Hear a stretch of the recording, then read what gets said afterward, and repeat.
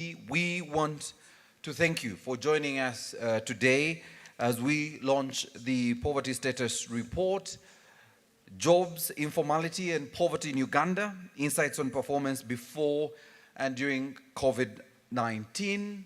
I want, in a very special way, to recognize the resident coordinator of the UN, Your Excellency Susan. Thank you so much for joining us. The country representative UNDP, Ms. Elsie Atafwa. I don't know where she's run to, but I know she's here. The country representative of FAO, Antonio.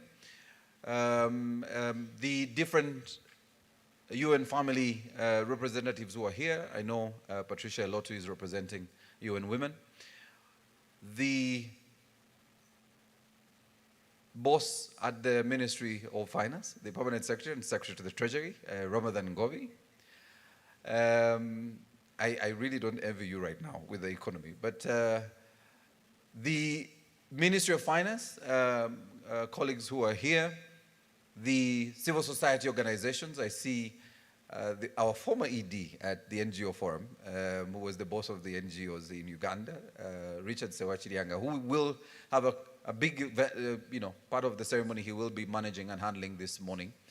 The CS-BAG Executive Director, Julius Mukunda, all the civil society organization representatives who are here, the different representatives of the agencies, the MDAs, and of course, friends of the UN family, and members of the Fourth Estate. I want to welcome you and thank you for joining us. We quickly want to dig into the program this morning, but just a quick run through. We will have, of course, the opening remarks by our PSST, and then later dive into the report itself by the Ministry of Finance, and then we will have a panel discussion, which Richard will be handling, to also share with us insights into the report, because we'll get more insights into the report during the panel discussion that will include different stakeholders, including a Member of Parliament, the World Bank, our statisticians at UBOS,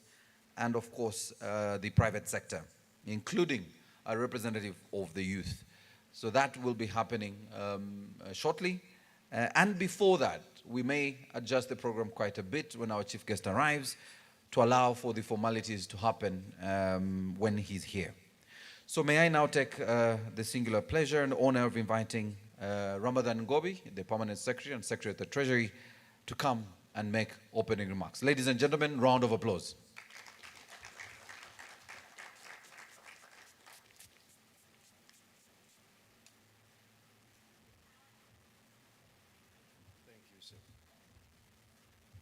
Thank you very much, Maurice. The Honorable, I haven't seen a Member of Parliament. There is an Honorable Member of Parliament I recognize, the UN Resident Coordinator, a UNDP Resident Representative,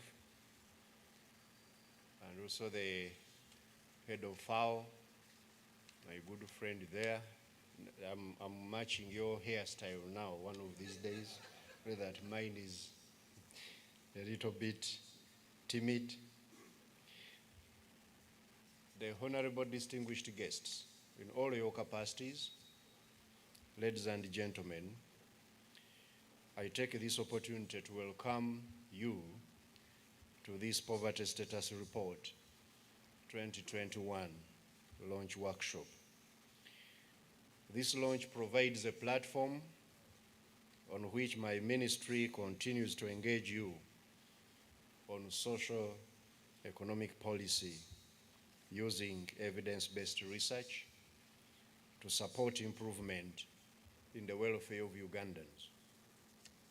Our main target today is actually to listen to the current status as far as government's role in fighting poverty is concerned, but most importantly, to pick lessons to strengthen our strategy as well as policy actions to fighting poverty. The Poverty Status Report for 2021 builds on the previous two reports, that is the one in 2012 and 2014, by addressing itself to Uganda's national target of attaining middle income status. This is discussed in the perspective of jobs, informality, as well as their effects on household welfare. The theme of the report we are launching today, as I'm sure you have been given a copy, is jobs, informality, and poverty in Uganda. Insights on performance before and during COVID-19. And this theme is in line with our transformative agenda of moving households from low productive sectors to the high productive sectors of the economy. The report provides analysis and insights into the notion of subsistence agriculture, and government remains committed and continuously provides to its citizenry a conducive environment as well as appropriate interventions for sustainable economic transformation. These include, among others, Entandikwa Poverty Eradication Action Plan. We had Operation Wealth Creation. Now we are having the Parish Development Model. We have Emyoga, among others. All of these are intended to support Ugandans who are at the base of our pyramid to come up. Furthermore, this Poverty Status Report has introduced a national multidimensional poverty index to complement the income measure of poverty in Uganda. Vulnerability to poverty has also been extensively analyzed in this report.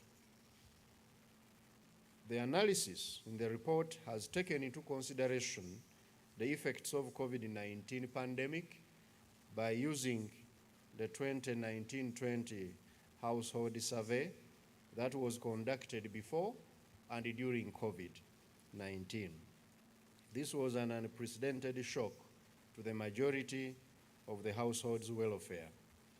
Ladies and gentlemen, the results of the report were validated on the 28th of July last year here in Kampala at a hotel next to this one, Serena.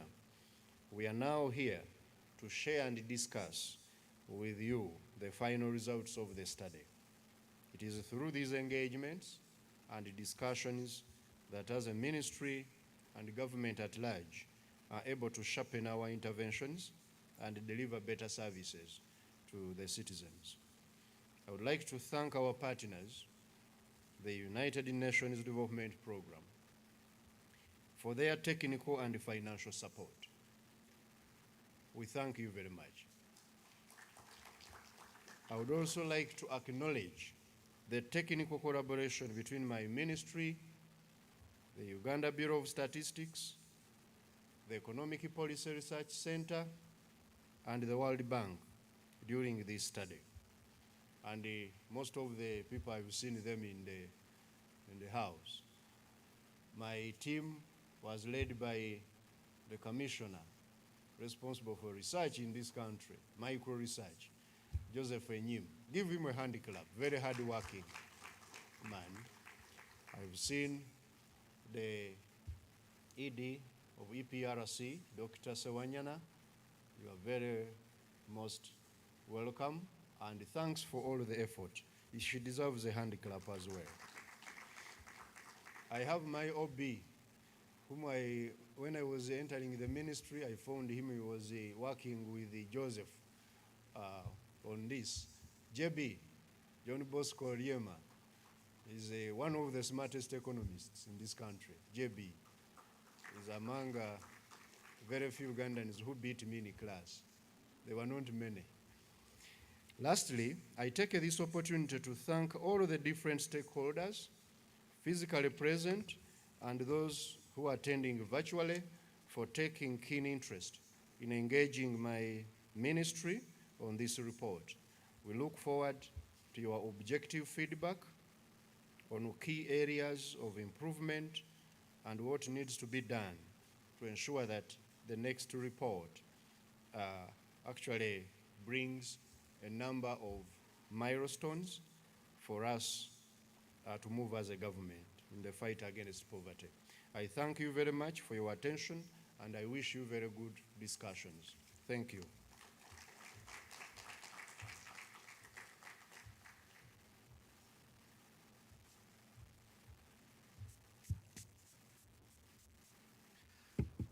Ladies and gentlemen, another round of applause for the Permanent Secretary and Secretary at the Treasury.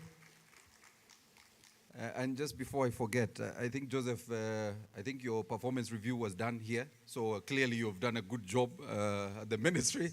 And the PSST, as your supervisor, has already, I think, signed off your performance review today. So we want to thank you, PSST, for finding time. And I know you have a very busy schedule later today. And you may disappear before Joseph concludes his presentation. So this is really where the meat meets the bone. And we want to look at the data. What does the data tell us? And listening to the PSST, government has, of course, initiated projects and rolled out initiatives to drive to bring more people out of poverty. And the latest, of course, being the drive to increase the number of people in the money economy. And so he ran through the different projects and programs that government is already running. But the question is, everyone is asking at the moment, where are we at as a country, given the effects of COVID-19? And I can't wait to look at the data of before COVID and the impact of COVID on our people. And we saw several reports by different stakeholders during COVID about more people falling back into poverty during COVID. So the status of poverty in Uganda and by how much, the role of economic growth, which the PSST is mandated to drive in poverty reduction, has this weakened, and what are the needs for further study that we need to look at based on the data and numbers that Joseph will be looking at us. The pattern of income poverty, comparing to 2019, 2020 before COVID, and of course after COVID, and the status, the current status where we are at now. Of course, journalists in the room will be saying where we are at in 2023, because this report is really about 2021. But that is really what Richard, I think, and the panel will also be digging into a little later. So I now take the pleasure, first of all, I think, Elsie, to recognize the Permanent Secretary in the Ministry of Tourism, who's joined us. Thank you for joining us, PS. So may I now take the pleasure of inviting the Commissioner in the Ministry of Finance, Planning, responsible for research, Joseph Enyimu, to come and take us through this presentation of the Poverty Status Report 2021. Ladies and gentlemen, round of applause.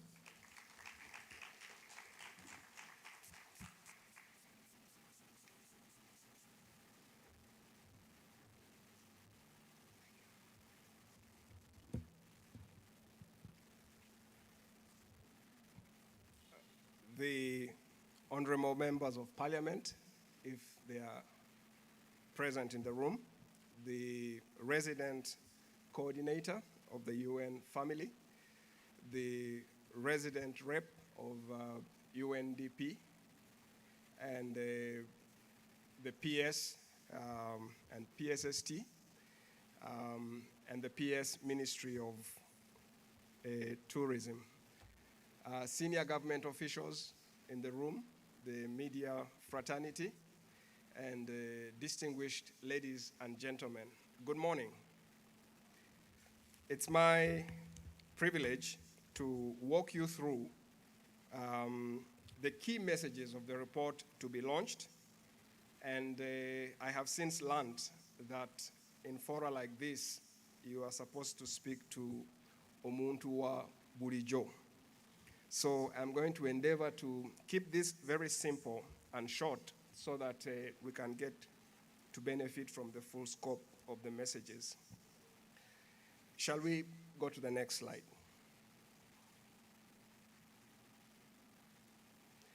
In this presentation, we seek to address ourselves to a few questions, and there are 6 in total. We want to understand what has changed about the status of poverty in Uganda and by how much.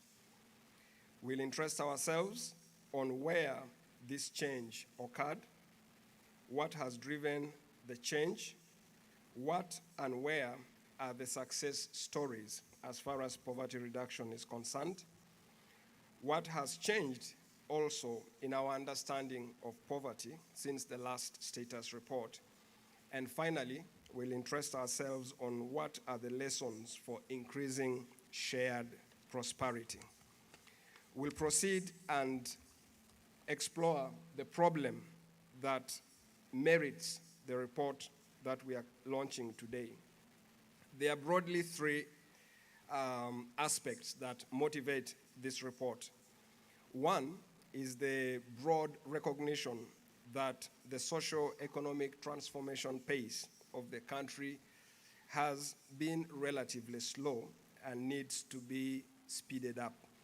And there is a commitment to speed up progress to this end in line with the visions in 2040, including our middle-income status target for Vision 2040, which is USD $9,500. The second one is that productivity gains remain below the thresholds for actualizing Uganda's demographic dividend, a major feature of NDP 3. There is broad awareness of the urgent need to better labor market outcomes so that they can match the rapid pace of urbanization and counter the large share of subsistence and informality in national output, as well as in the structure of employment in the country. And the third major motivation is the weak linkages between macro and microeconomic outcomes within the context of a changing economic base. Essentially, we are discussing the linkages between our middle-income ambition versus the actualization of a middle-class society. So there is appreciation that there is a requirement for deeper spatial analysis and a better understanding of the linkages between public spending, service delivery, and household welfare. As far as the methodology of the report is concerned, PSST informed us that we are in the 3rd PSR within the era of NDP, and the thematic focus of this report relative to the other 2 is rather distinct. It is focusing on jobs, informality, and poverty in Uganda, and addresses itself, of course, to a major phenomenon that happened during this period, and that is COVID-19. The report has benefited from some major background studies, and these were done in collaboration with a range of our development partners. Notable among them is a study by the government and the World Bank towards a better labor market in Uganda. And then we also did work with UNDP on the dynamics of vulnerability in Uganda. And another study with UNDP was on multidimensional poverty in Uganda. And this also included the technical leadership of the Bureau of Statistics. And we conducted a mini participatory poverty assessment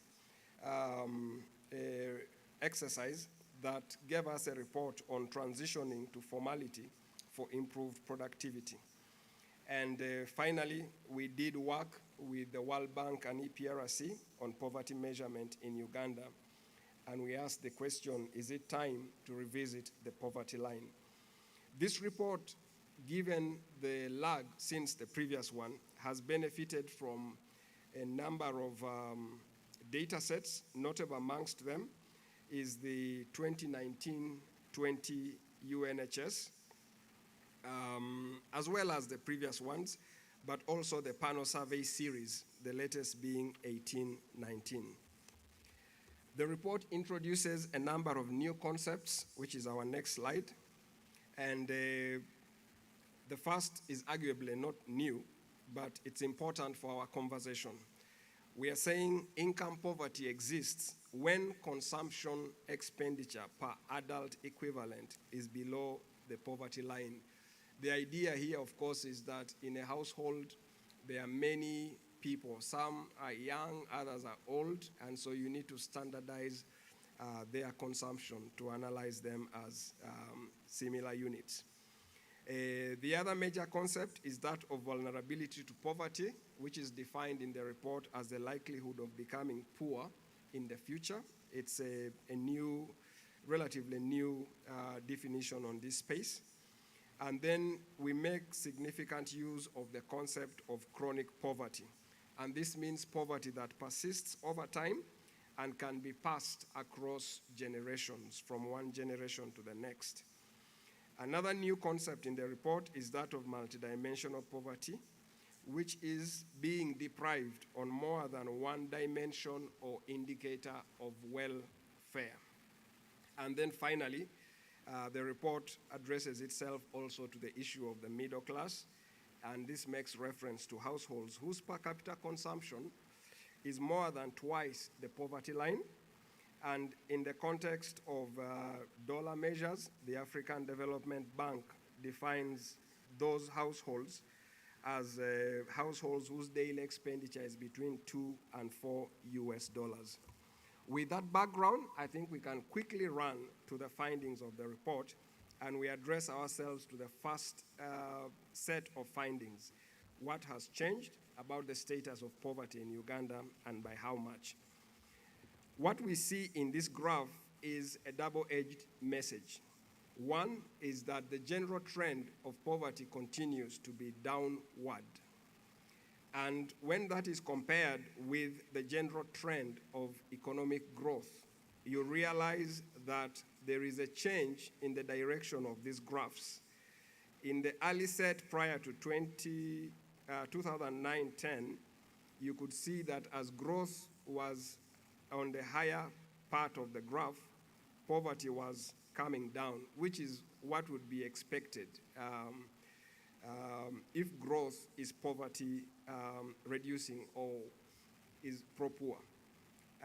Beyond 2010, we see poverty continuing to go downward, but average economic growth falls below. And the point there is that there are other factors explaining this reduction in poverty beyond just economic growth. And so the message is that the role of economic growth in poverty reduction has weakened, and it's an area we need to study further. I hope our panel will help us with ideas in that regard. The second message in this segment is that the pattern of income poverty in 2019 is similar across all published poverty lines. There has been debate on whether the country's poverty line is still relevant or is it too low. But the good news is that the direction, the trend, regardless, or rather the pattern, regardless of the poverty line you use, is similar. And so that debate can continue not in the sense of the direction, but maybe the actual nominal measure. The other message we take away is that the trend of income poverty is consistent also across different poverty lines. Next slide, please. So not only is the pattern the same for a given period, when we look at the trend across different years, we see that it follows the same direction regardless of the poverty line you use. There we have used the international poverty line and then the national poverty line to compare that. The other major message is that living conditions have improved over time, with more people having moved out of poverty than those who have fallen in. Poverty is dynamic, as we speak here, some people are moving out and others are falling in. So it's important that you understand the net position. And using the panel survey, we try to follow particular households over time. And so we can see there that 11.5% of those households that were poor in 2013-14 have successfully transitioned to the middle class, while 30.64% of those who were vulnerable have made it to the middle class, and 67.6% have been able to maintain their status in the middle class. And that is no mean achievement.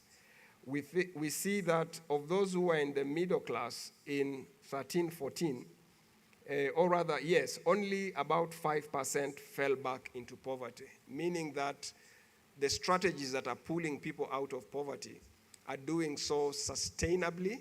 But of course, we are also concerned about the middle numbers there, the non-poor or the vulnerable. They remain very large. 47.82% remained in that position, almost half. And those can easily slip back if not well addressed. Next, please. Looking within the middle class, we notice two major characteristics. One, it's largely urban based. As you can see from the green, the urban areas dominate the people who are in the middle class. But also what's interesting is the trend in the rural areas. It is lower in share, but it is steadily emerging. Unlike the urban area where there was a dip in the last 2 years, you notice that in the rural areas, the rise has been consistent. And so that is another message we take away about the middle class in Uganda. And we then discuss the linkages between the macro and micro levels of the economy. And the message we pick away from here is that the national development ambition needs to be reflected both at the macro and micro levels of the economy. Economy like us that aspires to be a middle-class society, or rather aspires for middle-income status, should equally see its middle-class society grow commensurately.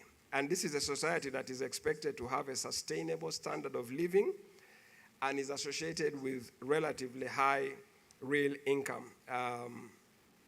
And using the national target, we made an assumption that if output equals to expenditure and that equals to income, that target of USD 1039, which was the NDP 2 target, translated using the 2009-10 prices to an average of about 878,000 shillings per month per household of 5 people.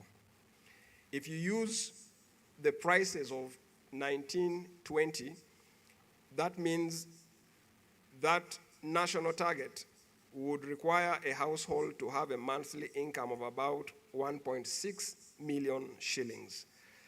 And when we analyze the levels of consumption in the country that match that figure, we see that just about 10% of the population had attained middle income status, or the status of a USD 1,039 dollars per capita by 2019-20. So is that the level of ambition that we sought to achieve? That's a question really we need to reflect as a country as we set these macro level targets. What do they mean at the household level? The second set of findings has to do with where the change in poverty occurred. And we highlight a few things here. The picture is somewhat mixed, but what is important is maybe to take note of the reversals. So West Nile is a very unique region in the sense that the reduction in poverty there has consistently has been consistent. It has had no reversals. There is no other region that performed that way. Where we see some major reversals of concern is Toro, which has consistently risen. Buganda North also is experiencing a consistent rise, despite being lower than the national average.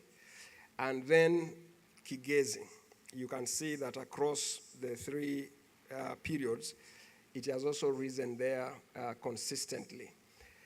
There are major reversals around Lango, Ankole, and Acholi between the last two periods, and then also the Karamoja region. So those areas merit attention in terms of what explains those reversals. Why were they not able to sustain their reduction? And we later talk about that. The report goes ahead to look at the spatial performance, but at district level. UBOS was able to provide us data that allowed this analysis. And when we do this against the NDP2 targets, we see that 7 districts out of 146 were able to achieve the NDP2 target by 2019, leaving 139 missing. And if you take that further to the sub-county level, we see that just over 100 sub-counties achieved that NDP2 target, which was a big ambition. 14% poverty reduction. Level of poverty is a comparatively very low level in the region we are in. Now, the number of sub-counties here, that is as of 2019-20. There may be more today because there have been some further divisions. Then we interest ourselves in terms of inequality. There are 2 messages. One is that overall inequality has reduced in Uganda. But some regions have experienced increases. And that is in Buganda South, Elgon region, where poverty fell, inequality increased. In Karamoja, and then again, Toro experiences also an increase in inequality, a very significant level, about 25%. What explains these patterns we are seeing? One, we see that for Lango and Acholi, it is really the performance of poverty in urban areas that explains the reversal that we saw in those areas. So the urban livelihoods and economy were more hit compared to the rural ones. The other distinct thing the report establishes is that the lockdown impacted poverty reduction negatively, especially for the border districts, and you can see that in the maps in the report. And then we see that natural disasters were very critical in explaining a lot of this spatial performance. In particular, floods and poor harvests in 2019-20. Areas that suffered from this had a disproportionately higher negative impact. And also, interestingly, the impact was significant where registered land rights were low. And so the whole discussion of land governance comes into the picture.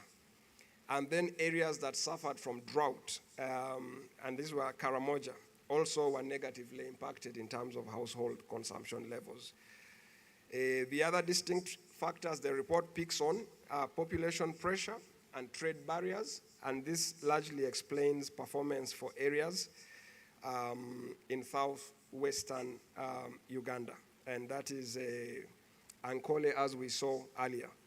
And then finally, seasonal agricultural gains are the main reason for the good performance in Elgon, West Nile, and the reversals, positive reversals in Bukedi and Busoga. We can proceed to the third set of findings. what has driven the change in poverty beyond the spatial analysis I've just commented on. Two broad factors. Factors that are systemic, which means they affect more than just, at the household level. And there are those that are household specific. And on the systemic ones, we saw drought, crop pests and diseases, floods, and then COVID-19. At a household level, the characteristics of a household, level of education, whether you have access to power and all those things. And then the shocks that are experienced within the household, household size, the issue of dependency ratios, and then whether the household is engaged in a formal or informal type of employment. So the next slides speak to this summary by giving you the magnitude of impact. As you can see, households that suffered floods had on average a higher poverty rate than those that didn't suffer by those numbers. And then also drought and crop pests and diseases. And all these figures are statistically significant. So we can take comfort that they measure that change. The next has to do with the COVID-19 restrictions, where we compare border districts versus interior districts against the national average. And you can clearly see that border districts performed less than those in the interior as far as poverty reduction was concerned.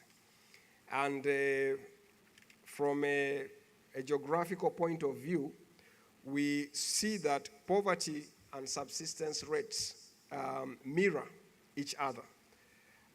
You can see that where there is a high level of poverty, which is represented by the darker colors, you also see a very high level of subsistence activity. And is it which causes the other? But the point is addressing subsistence economic livelihoods is critical, really, to reducing poverty. And you can see that that same phenomena mirrors with the way that registered land rights perform across the country. Areas that have particular land tenure systems are associated with a larger share of subsistence economic activity and therefore higher poverty compared to those where land rights have higher registration rates. The specific rates are included in that next graph, and partly it could speak to the issue of the incentive to invest. It's very hard for you to invest heavily on land where you don't have security of tenure. And consequently, when shocks come, you are not able to mitigate because you have not adequately prepared. All right. We also see, and this is unique to the household, that small-scale farming continues to suffer from low returns. Between the periods being compared, you can see that for those families engaged in small-scale farming as the main income source, poverty reduced between 1617 and 1920, but it is still the highest at 26.5, having fallen from 30. And then you can also see that households that relied a lot on remittances suffered an increase in poverty of about 18%, of about 6, an increase of about 6, taking them to 18%. As far as household characteristics are concerned, the report establishes that education remains a key route out of poverty. And given the large share of the population that has not completed primary or even post-primary education, we contend that TVET, Technical Vocational Education and Training, could be the bridge to reaping Uganda's demographic dividend, because you have to find a way of raising the productivity of those people who have not been able to advance in their educational attainments. The other message is that adult literacy also matters for poverty reduction, and we see an inverse relationship geographically. Areas that have higher literacy levels tend to be associated with lower rates of poverty, and I think that is on account of the fact that you are able to seize opportunities more. From a financial sector perspective, we see that accumulation of capital through saving mechanisms influences poverty levels. These are the different saving mechanisms that were covered, and the poverty rates associated with the different mechanisms clearly vary from one to the other. So you can see where there are no savings, the poverty rate also is very high, and as you move towards more formal saving instruments, the poverty rates come down. And so that speaks to our financial sector reform agenda.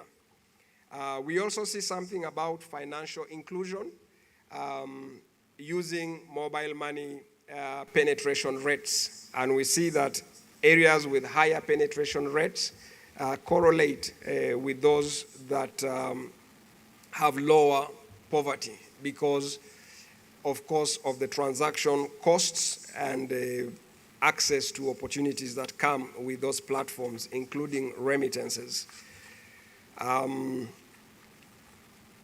As far as the type of employment of the household is concerned, we see that informal employment is highly associated with lower welfare.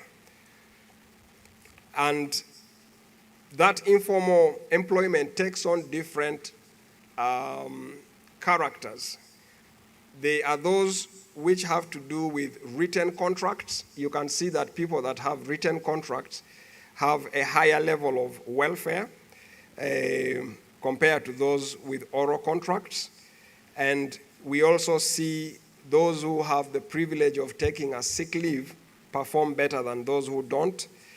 And then those who can also afford annual leave in their employment still perform better. Or if you put it the other way, those without perform lower. And then whether or not somebody has a pension provision, you can see that those without are had a lower welfare by 58%, more than half. The next set of findings addresses our attention to what the reduction success stories were. If poverty reduced, as we have seen, where and what explains that reduction as far as success parameters are concerned? What interventions can we associate with that reduction? And we took the major flagship interventions of government. You could see that households that benefited from free inputs under the Operation Wealth Creation clearly having lower rates than those that didn't benefit by almost 8 percentage points. Those that are beneficiaries of the social assistance grant for empowerment also perform better than their counterparts. And then the Youth Livelihood Program, UWEP, has the biggest margin at 23%. And then NUSAF. Interestingly, NUSAF and the Youth Livelihood Program are not statistically significant. So you require more confirmations on those two programs, despite the figure being reasonable. What were the decelerators of poverty beyond those social programs that we've looked at? You can see that when you compare communities with these interventions against those without, communities that had a new road 3 years before the survey had a lower rate of poverty. Those that received a new electricity access within a 3-year period, poverty was lower by over 10%. Where there was a new health facility in the area, a new school, and then development projects that we talked about. The health facilities were not statistically significant, but it goes to confirm that, community level public infrastructure matters for poverty reduction. And then what has changed in our understanding of poverty? This is the new knowledge that has come on the table. One of the new pieces of information, of course, the report brings is that poverty is not just measured using one variable. It is that multidimensional. The way you experience poverty is more than income. And at the launch of the multidimensional poverty index report, we were taken through the details of these dimensions. Essentially, we measure these by deprivations and indicators that measure those deprivations. The dimensions are 4 that Uganda has chosen: education, health, living standards, and then employment. And we have 12 indicators against that. And so you will acquaint yourself with the details, but you can clearly see that in the report, there are households that were doing well in terms of income, household consumption, measuring their welfare. But when you look at the same households using other forms of deprivations, you see that they are poor in those dimensions. So it is not enough, particularly in areas like Kampala, where income poverty is low. Deprivations as far as sanitation is concerned were very high. And the findings using those dimensions are that multidimensional poverty is much, much higher than income poverty, almost double. And you can also see the regional variations of those points between the two periods that the statistics were generated. Next. The other major message is that vulnerability has taken on a higher rank as a development challenge in Uganda and is now amongst Uganda's foremost development challenges. A growing proportion of Ugandans are frequently afflicted by the natural disasters we already saw, and the level of shock is disproportionately higher for people employed in subsistence agriculture and wage employment. So using that definition of the probability of becoming poor in the future, you can see that more than half of the population was classified as highly vulnerable using the panel survey of 1819. The prediction for 2020 is that more than half of our population could easily slip back into poverty. And it is going down. I think that's a good trend compared to other predictions. And we see that for those who are not vulnerable, unfortunately, that one is rising as you move from the latter years to the forward years. So it is something we need to pay attention to. And that is the map. The darker the colors, the higher the vulnerability. It's just a geographical representation. So ladies and gentlemen, with all those findings, we came up with just 10 conclusions broadly. Number one is that generally, poverty is on a long-run decrease, and that is welcome news. What we are doing is working. It can be made to work better. The second point is that if it were not for COVID, we would have performed much better in our poverty reduction effort. The other point is that poverty hotspots in the north and the east persist. And then informal employment is associated with higher poverty. So what we do with the formality of businesses and jobs is very critical. Household characteristics drive poverty, levels of education, access to social services, and population size, household size. All those issues matter for poverty reduction. We also conclude that government provision of public goods and services indeed has a positive effect on reducing poverty. The government's public investment program is impacting on poverty reduction. And then we say addressing vulnerability to poverty is an imperative.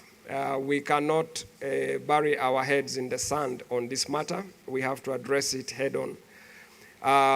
We observe that multidimensional poverty exceeds income poverty. And finally, linkages between macro and microeconomic outcomes have weakened, especially the poverty reduction content of growth.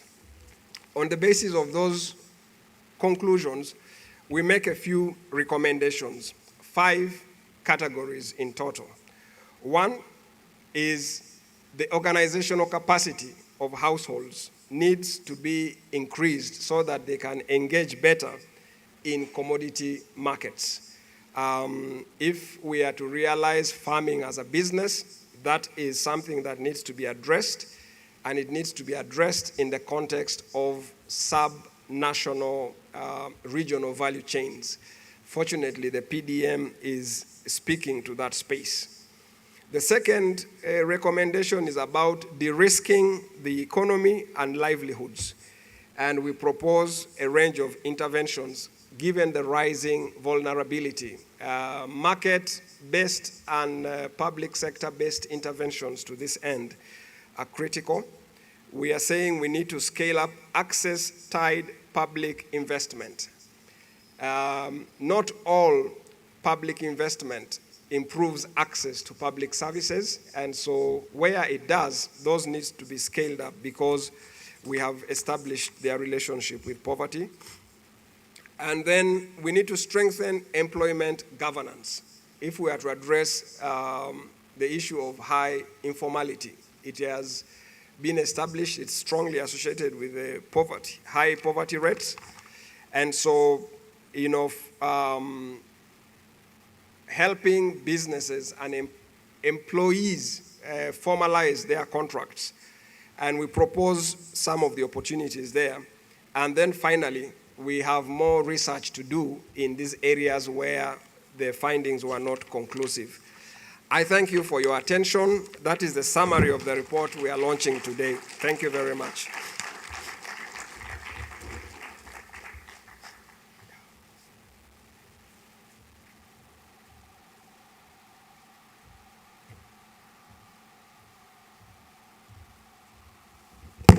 Surely we can do better than that. Another round of applause for Joseph Enyimu. Thank you very much, Joseph, for extensively covering the report. And if you want a copy of the full report, do let us know. The team at the back should be able to share with you a link so you can download the report, so you can actually dig in yourself and look at the numbers. I am happy we are dealing with SDG number 1. Ending poverty in all its forms for everyone. And I am also happy that Joseph spoke to the multi-dimensional approach in addressing SDG 1. which is where you must address issues of health, issues of energy, issues of sanitation, and as we have seen, you also have to, support the education infrastructure. And I'm glad in his conclusion, he does speak to a way forward that I'm sure the panel will delve into. I was very excited, Joseph, first of all, to see that one of the government programs, the Women Entrepreneurship Program, is actually working. What's actually shocking is that very recently we were hearing that PDM was actually going to replace UWEP. And so it makes a case now for some of us who are going to say you need to keep this program because it's working and it's done a good job. The other highlight for me was the grant, the social grants that are actually being provided to the elderly and the disadvantaged communities. It's amazing the impact of SARG on the community and how you support the vulnerable people in the communities that were highlighted. The one slide I didn't see, which I actually now believe is similar to your slides, is the slide around the health or the different vulnerable communities when it comes to things like tuberculosis and leprosy, and of course other diseases. When you look at the map, the Ministry of Health map, and your map along the lines of poverty, it's actually the same. It's the border communities. And unfortunately, some of my areas are also in the same area. So when I talk about Kisoro, I fall there somewhere in your numbers. And so you look at Kisoro, you look at the northeastern region, and of course parts of West Nile. You look at your data, and it speaks to the same issues. And what are those interventions government will be speaking to in the next few years to reduce the number of people falling back into poverty? Now, for me, the biggest risk is the fact that half of our people are vulnerable. And that, for me, is really dangerous. So, Richard, I will be looking at how your team will help us understand how we can get more people out of that vulnerable group that could easily fall back into poverty and join the 11%. For me, this data was very eye-opening. But there is other people here, Elsie, joining you to look at this data. The IMF country representative, Isabella Kapovic, is here with us. We have the World Bank team. We have both the lead economist, Tom, and senior economist, Rachel, who are also here with us from the World Bank. We want to thank you very much for joining us. So I want to quickly run into the panel discussion. So may I invite Richard Sewachirianga, who is our moderator for the panel today. Richard is a senior research fellow at the Center for Basic Research. Formerly, he was the executive director of the NGO Forum, an organization that brings together all the civil society organizations here in Uganda. He's probably been in this space for the last 40 years, not to tell you his age, but he looks quite young for his age. So Richard, you're welcome. You are welcome to invite your panel. If I interfere with your discussion at some point, I beg your apology, but I'm managing the time. We may not affect the first session. We may affect the plenary session, but you're welcome. Ladies and gentlemen, round of applause for Richard.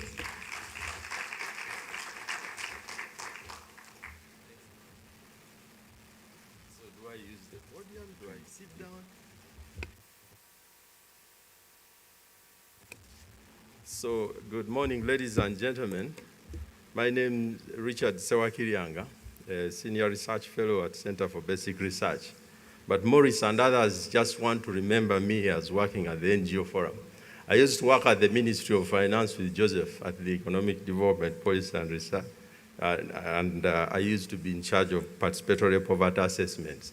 So let me align myself with that identity also, so that you don't rob me from my history. And many years ago, so we are not going to count the years. Now, I have a panel which is very interesting, and I hope they are all here.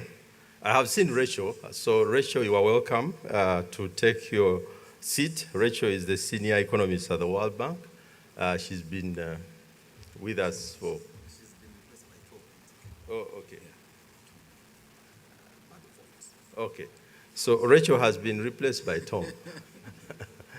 So Tom, who is the replacement of Rachel, please come. Apologies, I didn't get that replacement, but welcome, Tom. Tom is from the World Bank also. Thank you very much for coming. Dr. Sarah Sewanyana, you are also welcome. At least I came with her this morning, and I know she's here. She's from the Economic Policy Research Center, who is the most familiar person with what we are going to talk about. So the rest, you don't have to know anything. You just talk to Sarah and she will understand for you. Then Dr. Chris Mukiza is around. He has also been replaced by James Muwonge. Yes, James Muwonge is a historical like myself, but nobody can guess our age. So that's a great thing. James Muwonge, please welcome. And then we have Kakungulu Walugembe. Is he around? Mr. Walugembe? No? No. And then Jacob Yeru from the National Youth Council is on his way. Okay.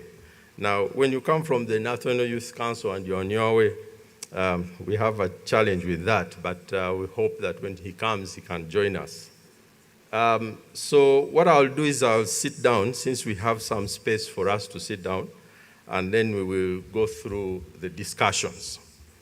And the way we are going to do this is they gave us very little time. Maurice put here 45 minutes, and everybody here can speak for 45 minutes. So we are going to try and create a conversation and keep it at that. Okay. Patrick Kichoncho Katabazi from the Uganda Parliamentary Forum for Social Protection. I hear you. Oh, he's my good friend, so I don't know why I hadn't noticed. But thank you very much, Patrick, for coming. He's going to speak on behalf of Honorable Flavia Rwabuhoro. At least I saw her in Saudi Arabia on social media. So I'm sure she's doing a good job trying to make sure that we deal with that problem there. So I think our panel is now complete, apart from one person that we are missing. So I'll sit down and then we start the discussion.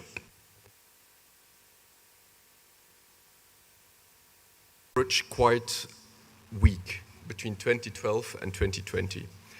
When I look in the report that Mr. Joseph presented, we also see that poverty has basically slowed down. So if I remember correctly from my reading on the plane, poverty was about 20% in 2012, using the old poverty line, and it was about 20% in 2020. So we're basically seeing a stagnation in poverty at the time when growth was falling, correct? So I think that's, so Mr. Joseph can correct me if I'm wrong, but my reading is that when growth in Uganda was very strong, poverty reduction was very strong. When growth in Uganda started to decrease, to slow, as of 2012, poverty reduction also started to slow. And of course, we had a series of shocks, such as the droughts, the COVID-19 shock, which makes that, of course, poverty rates have been sticky. But in general, what Uganda, in my opinion, will need to achieve in order to kind of rekindle its strong poverty reduction is just much stronger economic growth. So back over to you, Richard. Okay. That helps to explain because, some of us were wondering what is going on there. But let me go to another quick question, and I'll come back to you on a number of things. And that is, I think, James, you will have to deal with this because what we are seeing is they are telling us that some interesting things are happening. 9.7% of Ugandans could be somewhere in the middle class. And they have said that this is Enyimo called it a back of the envelope calculation. I don't know what that means, but I think it is an informal calculation. But then I think the other one is to say that the percentage is 38.2% using the African Development Bank, calculations of between $2 to $4. So the discussion and what the report is telling us is that there's quite a bit happening. And then I think the report also tells us that in terms of vulnerability, we are seeing quite a bit of challenges there. That actually the numbers could be anywhere up to 70% of Ugandans who are at the risk of vulnerability. But what do we do to make sure that we don't leave anyone behind? What are the things that need to happen when you look at the data? You are a data person, so I don't want a political message. I just want a data message to say what does the data tell us about what needs to be done to get these numbers in a good place, especially to reduce vulnerability as it looks like. Thank you, Richard. Good morning, ladies and gentlemen. In terms of numbers, it's, as Richard, as Joseph indicated, yes, vulnerability is high. But also, if you noted, he said the highest percentage is in those engaged in agriculture. And that's where the largest share of the population is. And so I think, to me, what is key is also one category of vulnerable population, of vulnerable group. We need to also to identify all the different budget.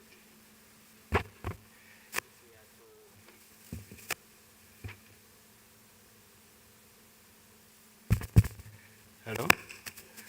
So we need to identify all the vulnerable groups and be able to target them. The danger of the risk is talked about, of some of those falling into the likelihood of falling back into poverty and in and out using the panel data. I think what it brings out is that, the cross-sectional data gives you a position that is as of that date. But the panel is able to tell you what is happening to this individual or this group of population of people over time.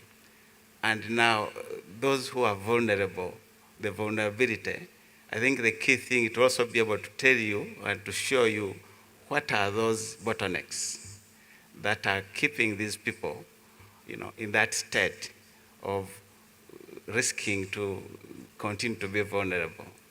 And so I think we need to do much more in terms of providing the necessary data across the board to make sure that we are able to identify all of those to be able to bring them out. Yes. Thank you. How about multidimensional poverty? You sort of, the statistics have gone into that direction where you are telling us that that is something to worry about. But the thing is that, when we look at all those dimensions and we still have the debate, why did you choose those dimensions? But before you go into that, what is the implication of this multidimensional poverty and how high it is versus other interventions that we need to do on poverty? Thank you. I think as the reporter shows, from the 90s, we've been using income poverty as a measure. But also what multidimensional poverty shows is that income is good. It's an enabler, in my view, but it's not the only one. And so there are these other dimensions that keep people deprived. And these are different dimensions. So the report touches on some of them. For instance, there is free access to primary education, but there is a significant proportion of pupils or children who are out of school. So the question is, if they are, and some of these households are not income poor, but children are not in school. So it's not about income, but it's other factors. So we need the multidimensional element brings in that discussion, that we need to broaden the discussion and focus on a number. Maybe given that there are so many interventions already the government is putting in place, perhaps we also need to look at how they complement each other to make sure that they target the right audience or the right people to be able to address those other dimensions that seem to be holding people back in as far as deprivations are concerned. Thank you. I think let me go to you, Sarah, because we now have an issue that is totally unresolved, and I'll go back to this middle income, middle class discussion.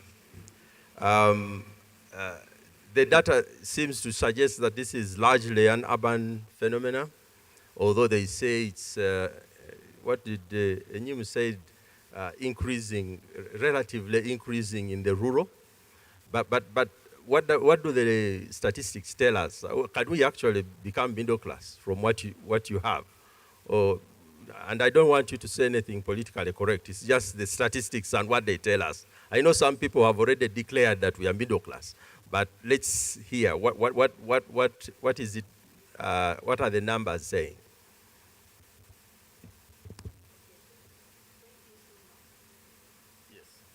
It's on, eh? Thank you so much, and thank you so much, Joseph, for your presentation. Before I get to your question, I wanted to come back to the question that was posed to World Bank, that economic growth is weakening the poverty reduction. I wanted to be able to break down where this economic growth is coming from. Whenever agriculture does not grow, we expect poverty in Uganda to increase. So if we don't pay a lot of attention to agriculture, we shall continue seeing what we are seeing now. Two, I think we should also stop trying to focus so much on the percentages and focus more on the absolute numbers. Much as the way the graph showed us from the presentation, that poverty is going down, but in terms of the number of poor persons, the numbers are increasing. Increasing, yes. So I think we need to combine several figures for us to be able to give a full picture of what is happening to poverty in Uganda. Then number two is what I've picked from the presentation from Joseph, that we need to really be able to understand the nature of poverty, okay? So when you look back to most of the interventions that government has tried, there is more focus about the poor, but we need to move away from that kind of thing, given what he has presented to us. We need to understand this nature. Are they chronic? Are they whatever? So that we target them accordingly. The other one is on the measurement itself. I'm bringing these ones out because even if I answer the others without understanding this, it will not really help us a lot. Now, when you go back to the figures that Joseph presented on the middle income, middle class, right? He was using the old poverty line, the $1 a day, which is now less than even $1 a day now. But if we had used the new poverty line, the picture would have been completely different. Okay? So we need to be open and address the measurement issues around the poverty in Uganda so that we can ably be able to address the issues the way one would have loved to see. And when you are measuring the middle income class and you are using the cross-section data set, as James put it, it will not really give you an idea. So I thought that one of the recommendations that was going to come out of the report, that we need to increase investment in data, in big data or data data collection or something like that, so that you can be able to measure and inform policy accordingly. We need to really beef it up. When it comes to middle class, more in urban areas, that is expected. To me, I don't think that is a surprise. That is expected because that's where even the economy and so on, the GDP is in the urban areas. But what we are forgetting, that poverty is also increasing in urban areas. So if it increases and we don't really pay a lot of attention, even the middle class we speak to in urban areas will be lost, okay? So there are some concerns that are coming out of the middle class people, which government has also to give attention to. We don't talk about taxation and so on. To me, I think those are some of the concerns that we need also to speak to. I stop, eh? Well, thank you. I think you have helped us a bit, especially to help us understand the poverty lines and all those definitions. But now let me talk to my colleague, Patrick, who is working on issues of social protection. As you can see from what the report tells us, the drivers of poverty seem to be in places driven by things like drought, pests and diseases, the pandemic itself. So it looks like we sort of have quite a bit of things going on there. Joseph also used some very interesting language when he said that we need to de-risk livelihoods. I don't know what you meant, and I know a lot of English, so if I didn't understand, I'm going to ask my colleague to say, when we come to issues of social protection, what do you see we should be emphasizing on? I know Joseph, I know you very well, so when I keep referring to you, please, you know that I'm referring with a lot of data. Joseph actually did feminist economics many years ago. And I read this report and I didn't see an analysis that takes us into the intra-household dynamics and the gender dynamics of what is going on. Because at some point you talked about household characteristics driving poverty. And I was wondering if there is a gender issue there that we need to understand. But from a social protection point of view, what do you see, what does this report tell you, and what messages are you taking away? Thank you. Thank you, Richard. First of all, the report highlights social protection very strongly. And the word social protection itself is mentioned over 20 times in the report.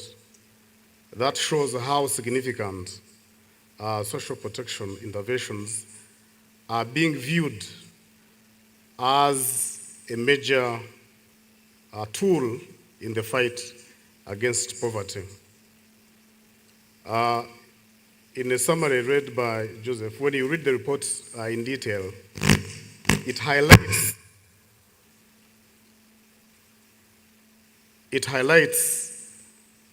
the need for scaling up social protection interventions using a life cycle approach. Because you realize, for example, the indication made about chronic poverty, the poverty that is passed from generation to the other. Social protection would be, in my view, the only method that would break that chain. And we are seeing social protection vulnerability moving across the life cycle. So nobody is born poor, for example.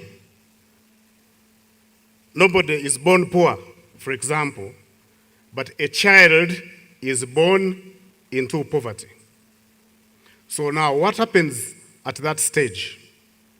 If a child is born into poverty, it means that a child comes to life in an environment of vulnerability. It means that that child may not access good nutrition, ingredients, It also means that that child may not be able to go to school. It also means so many other things that moves across the life cycle. But again, ultimately, you also see that that child may end up being extremely vulnerable even in old age. So it therefore means that for us to break the cycle of poverty, investment in social protection using the life cycle approach will be our magic bullet. I want to highlight one of the examples mentioned in a report, that the correlation between poverty and social protection programs, rather, and other government programs is negative, save for the senior citizens grant, as an example, where the report is indicating that the investment in the senior citizens grant is giving us benefits in terms of reduction of poverty in the targeted category. And I want to side with the recommendation made in the report that this evidence, and indeed many other pieces of evidence that have been made or that have been produced on the senior citizen grant, should be compelling on government to reduce the age from the age of eligibility from the current 8 years down to 65 to be in tandem with the original intention of the Senior Citizens Grant program. There are equally many other programs that government is partnering with government partners. For example, the Child-Sensitive Social Protection Program, which is being implemented in West Nile. The results that are coming there are good, and the same would be replicated in the rest of the country, so that we start targeting vulnerability at the young age, so that we are able to build the resilience of our population right from the age as they go through the life cycle approach. So I think the recommendations on social protection are spot on by the authors of this report, and we should support them so that government as well can make appropriate resource allocation to these programs. Thank you. Thank you. But your addition is that the age should come back to 65. Yes, the age should come back to 65. To 65. Because many of us, 80 is quite a long distance away. Okay, so thank you very much.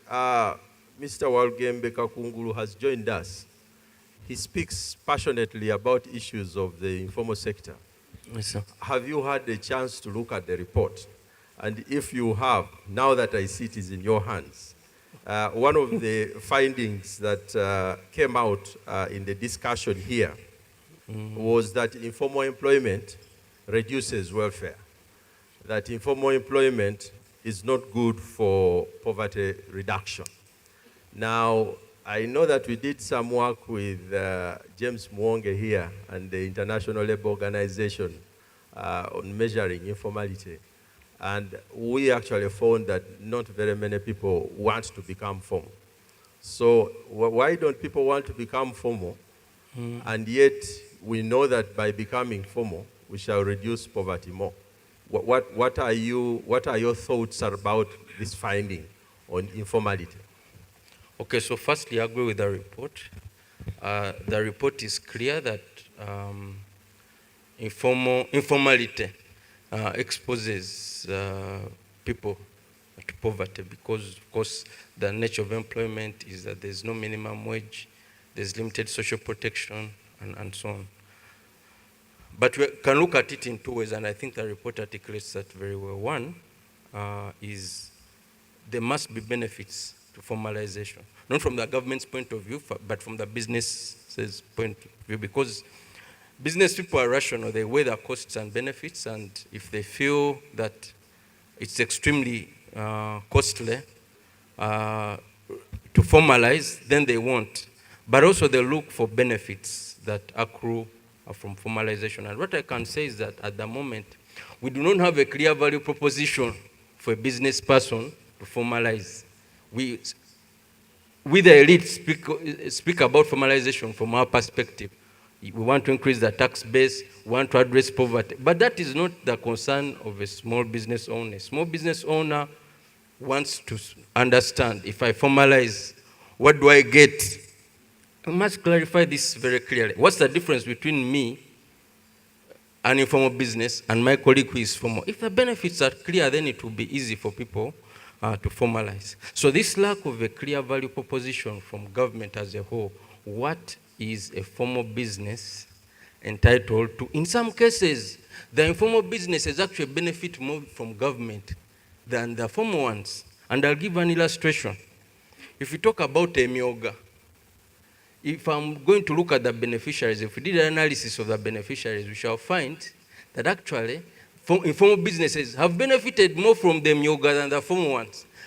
What do formal ones benefit from? Government tax assessment. If you file late with URA, you get an assessment of 200,000 and so on. So every time the business environment and the regulatory environment is too punitive and too complex, we make things difficult. We have been computerizing. Now, I'm also a business owner, because some people think I speak for small businesses and I don't. I run my own business. But sometimes digitalization has become a problem, and I'll give you an illustration. If I need a tax clearance certificate, previously I would go to a tax office and say, please, I have, my deadline is on Monday, can we expedite this? What can I do? And so on and so forth. Now, when you send in your application, you look at the system and it's pending. You wait, deadline, pending. When you call people, did you submit? Yes, it's pending. So every time we have those kinds of hurdles, we make formalization difficult. So we must simplify the regulatory regime, because business people don't want to waste time complying. We must reduce the cost of complying. But most importantly, we must put in place clear benefits between formal businesses and informal businesses. Yeah, but how can we do that? Because, I mean, for URA, or the Honorable Minister who is here, is Yes. looking at what he collects in terms of, the taxes that come in. What do you see as, I mean, if you were to give him a proposition so that Yes. he doesn't have to think alone, what should the minister do? Okay, so what the minister ought to do is to say that every year, as URA, we are going to support actively, provide support, say, to 100,000 businesses. Not just dishing out tin numbers, because that's what I see is happening. Dishing out a tin number, you are creating more problems, because, yes, you're increasing the tax register, but these are not effective taxpayers. This is just a theoretical tax register. We want to support people to actually grow their businesses. It could be advice, whatever. Within those first 3 years, I'm not asking for tax. I'm simply giving them advice. Do this, do that, do this, do that, do that. Making life easy for them. In the third year, I say, based on your turnover now, you need to pay presumptive tax. So I'm moving with this guy from year 1, and in year 3, he becomes a presumptive taxpayer. I go with him to year 4. You know, I'm able to support his growth. And I'm not saying URA needs to work alone. Needs to work with other ecosystem actors like ourselves and others. So we need to not look at these small businesses as merely sources of tax, but as future sources of tax, and therefore support them along the way. So I would say, let's support them. Let's first, let's start by clearly communicating what are the benefits. 2, let's support them on the journey. Then at some point, we shall reap the benefits. Okay, so please clap for him, since he has given us a groundbreaking idea around how to sort of bring in the informal businesses into a formal. Tom, I want to speak about something else in the report that has been raised a bit here. It looks like we still are struggling with the questions of inequality. Inequality seems to be lingering. When you read the numbers, it seems that we haven't yet had a very good grip on it, both within the regions, but also across the whole economy. What would you say we should be thinking about, especially around inequality and poverty? Because if we are going to reduce poverty and increase inequality, we still are going to go back into maybe a much more complicated zone. But what are your thoughts on this? Okay, thank you, Richard. So, look, inequality or distributional issues are always important. There's a lot of research been done that basically shows higher inequality countries they need more economic growth to achieve the same poverty reduction compared to lower inequality countries. So inequality is definitely an important issue when it comes to poverty reduction. Now, if I followed Mr. Joseph's presentation well, inequality has actually come down a bit from, what was it, 2016 until now. So while inequality remains relatively high at about 42 or so a Gini, that has not been the key issue in Uganda recently. So to sound like a broken record, the key issue recently has been the lack of growth. So household consumption expenditures, according to report, the report has not grown. Actually, it even decreased a little bit, if I remember well. So distributional issues are crucial for poverty reduction, but for this particular period in Uganda, it has not been the key issue. The key issue has been kind of slowing growth. And there it is important to keep on hammering on what my panelist to the right has said, is agriculture. The bulk of Uganda's population is still in agriculture, and especially the poor. And if we look at the statistics, agriculture between 2012 and 2020, on a per capita basis, has actually not grown. It has declined. So we can't really expect a lot of poverty reduction if the sector where the poor are active is actually not growing. And that, of course, given that agriculture is a quarter, give or take, of Uganda's economy, it also translates into overall growth. So if agriculture isn't growing, we can't expect overall growth to be strong, and we can't expect poverty reduction to be strong, and we can't expect inequality to go down, because most of the poor are in agriculture. So to bring inequality down, which means giving an extra boost to poverty reduction, we need to get growth in agriculture going. And I think there was a second part to your question, which by now I forgot. So if you can kindly repeat. I will pass it because you have answered a little bit about with it in your first response. But let's go to James very quickly before we transit. We heard from the report that 139 districts did not meet the NDP target for poverty reduction, which is 14%. But tell us a little bit about how UBOS sort of did this kind of analysis around at the level of districts in terms of their poverty reduction. What is it that you were looking at? Is this just income poverty? What were you measuring? Is multidimensional poverty at the district level? Thank you. We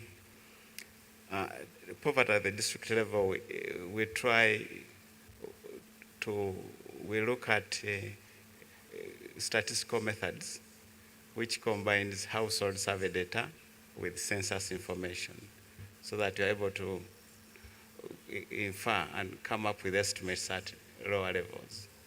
And so for the different districts, it's possible to look at the poverty levels at district level. And we've been doing this for a couple of years, starting with the previous censuses and the household surveys. So one is able to look at what has happened over time. But also, I think they have also applied some models to be able to bring out some of those that are actually the rates, the percentages, where they have had more growth than others. Yes.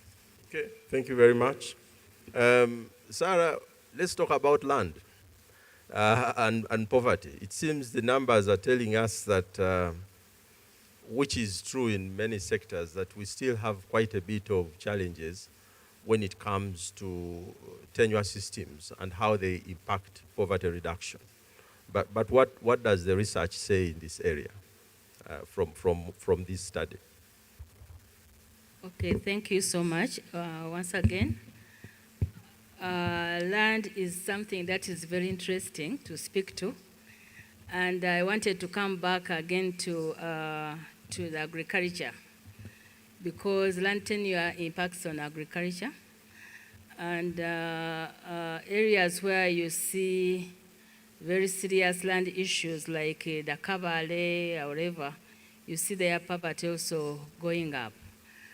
And if we talk about land and agriculture and poverty, when you look at what we have in Uganda, that land, our increase in land in the agricultural production is coming from expansion of land. Okay, we are not really intensifying. We are not using the high yielding technology as such. So if it is coming from land, and land is not really expanding as such, then it will definitely impact on agriculture. And when you talk about land tenure, you cannot leave out the issue of gender. It is very, very critical, because gender, we find that women still have issues in terms of accessing land and so on. And we have these 14 PIMA commodities, which are regarded as cash crops or something like that. So when you look at some of those commodities, it is very clear that women may not participate in those commodities because of the underlying land issues. So again, you are going to find that it is mainly men who are going to benefit probably out of that. Women will continue with their food crops and so on. And we are doing some work on sugarcane in Busoga and other sugar growing areas. And you see that land is really becoming a very big issue. So addressing the issues of land is very, very critical in terms of our poverty agenda. Is very, very critical, that we need to really address it. And if it were possible, I don't know how, we should really get politics out of land, but it is, I don't know. Because what we are also seeing in terms of the land tenure, because the big investors cannot access land, we are seeing that government is giving away public land to some of these big investors, and it's not really something good. We would have supported the small holders, because the small holders are the ones who are really holding this economy. Me getting money and I give it to one person, land to give it to one person, I don't think it is really good in terms of inclusive growth and so on. So land issues are still a big issue. Yes. And as you say, we need to decide. But again, we know that land has a colonial legacy. It has many things. We're also launching a study to try and look at how do you create constructive engagements between different tenure holders, because I think the critical problem is the courts have failed, the communities have failed, the economy is suffering, and we need to start doing something about land. But I think the communities can be able to do something around themselves. Yeah, but let us support them to organize themselves. Yeah, but there are many interests, as you said, on land. So Yes. every interest wants to be supported, including the big interests. So, but we are not starting a debate on land here. We are just looking at Maurice, who is going to kick us out for a short while. But I also know that Jacob has arrived and is going to talk about youth issues in the report. I'm going to dish them out. After the minister gives us some wise words, we shall come back and listen to you and also go to the plenary. So we are not yet done, so you will all have a chance to say something. Over to you, Maurice. Thank you, Richard. Please, you can now take your older seats, not these new ones. A round of applause, ladies and gentlemen. Richard will be back, I promise, and also we'll take questions. So there will be a plenary session where we can ask as many questions, and Joseph will be here in case there is a specific question directed to the Ministry of Finance. Joseph is also available. Honorable Minister, I want to take the pleasure of recognizing your presence as our chief guest the Honorable Henry Musasizi, the Minister of State for General Duties in the Ministry of Finance, Planning and Economic Development. Ladies and gentlemen, round of applause for our chief guest. Honorable Minister, I don't have that authority to invite you, so there will be a couple of people that will do that, don't worry, to come and speak. But I wanted to speak to one or two issues. Joseph did a fantastic job, Honorable Minister, representing the Ministry of Finance with the report. You found part of the discussion, and I'm glad Dr. Sarah speaks to the issues around land reforms. It's very clear in our report that the issues related to land greatly determine the poverty levels of our people. And Joseph was very categorical on the issues around that and why we need to address issues around land management. It's very clear that especially where people don't have ownership, a sense of ownership on the land, there is no development on that land. But that relates to the issues around subsistence farming and those households that are still under subsistence, Honorable Minister, appeared to be very vulnerable. And it's clear in the report that some of the government interventions, including the brand new baby PDM, is set to address those issues. But, Honorable Minister, the report was also very clear on the fact that, and I'm happy it was in his conclusions, Joseph, that we need to address the issues around agriculture insurance because our people are struggling with drought and pest control issues, but also how much support are we able to give them to increase the productivity on their land. What was also clear, Honorable Minister, as I want to sound like Joseph, is that the higher literacy levels or the level of education, the more you stayed in school, the more you stayed away from poverty. It's very clear that the higher the level of education, the lesser the numbers in that poverty bracket. And so our biggest challenge now, especially even with primary education, has been the level or the number of children dropping out of school. So we are seeing a lot of children join school at primary 1 level, but half of them, I think, are only completing primary 7, which for us is a big risk. And that means we have more people falling back into poverty. But the biggest statistic, Honorable Minister, was that half of our population is vulnerable and that it could fall into poverty. So for me, I thought I would share that. But one of the very successful stories out of Joseph's report was that some of your interventions as government, like the Women Fund, the UWEP, the Women Enterprise Program, is actually working. And it brought about 50% of the people in the program came out of poverty. So, Honorable Minister, I think, as many were saying, since there is money under PDM going to women, you are not going to continue financing the women's program. I think we now need to rethink that strategy and keep the money for the women in the government programs. That said, allow me to take the singular honor of inviting the UNDP resident representative, Elsie, to come and make her remarks. Elsie, I request you then to invite our resident coordinator and request the resident coordinator to invite the Honorable Minister, so I don't have to come back. All right, thanks, Elsie. Round of applause, ladies and gentlemen.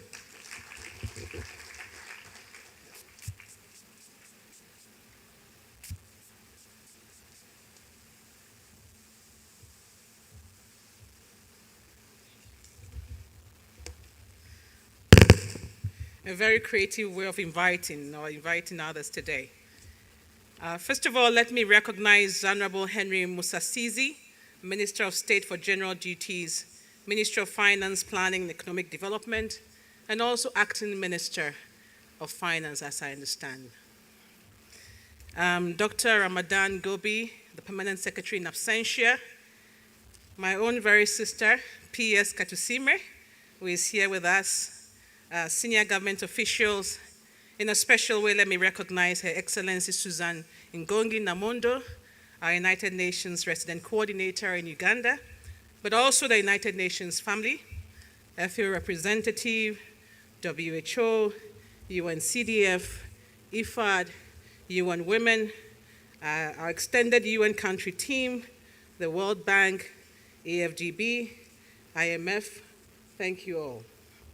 Members of the diplomatic corps, heads of government agencies and departments, private sector, academia, civil society, media, guests online, viewers on television, ladies and gentlemen, let me simply say all protocols observed. And good morning once again. Good morning. Before I get started, let's also give a round of applause one more time to Joseph and the panel. I think they did a fantastic job. So on behalf of the United Nations Development Program, and indeed our entire United Nations family, and I'm glad the RC is here to support this as well, I'm honored and wish to convey our deep appreciation for your participation today as we launch the Poverty Status Report, PSR 2021, in quote. I congratulate the government of Uganda through the Ministry of Finance, Planning and Economic Development upon this milestone of producing, let me use the abbreviation, PSR 2021, the last one having been produced in 2014. UNDP is honored to have collaborated with the Ministry of Finance during the entire process of producing the report.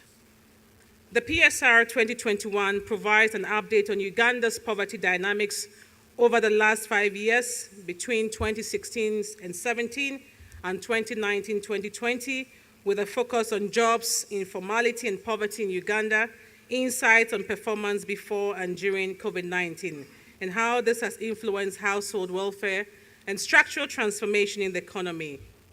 The report comes just over half a year after launching of the National Multidimensional Poverty Index report on 28 July 2022, which complements income poverty measures presented in this very report today. Both reports act as a benchmark to track Uganda's progress in reducing poverty in all forms in line with the Sustainable Development Goal number 1, but I also want to say by extension all the other SDGs. Honorable Minister, Excellencies, distinguished guests, ladies and gentlemen, what are the key findings of the Poverty Status Report? And I'm not going to go into that because Joseph did a very fantastic job, but just let me highlight a few things, as he said, just to refresh our minds.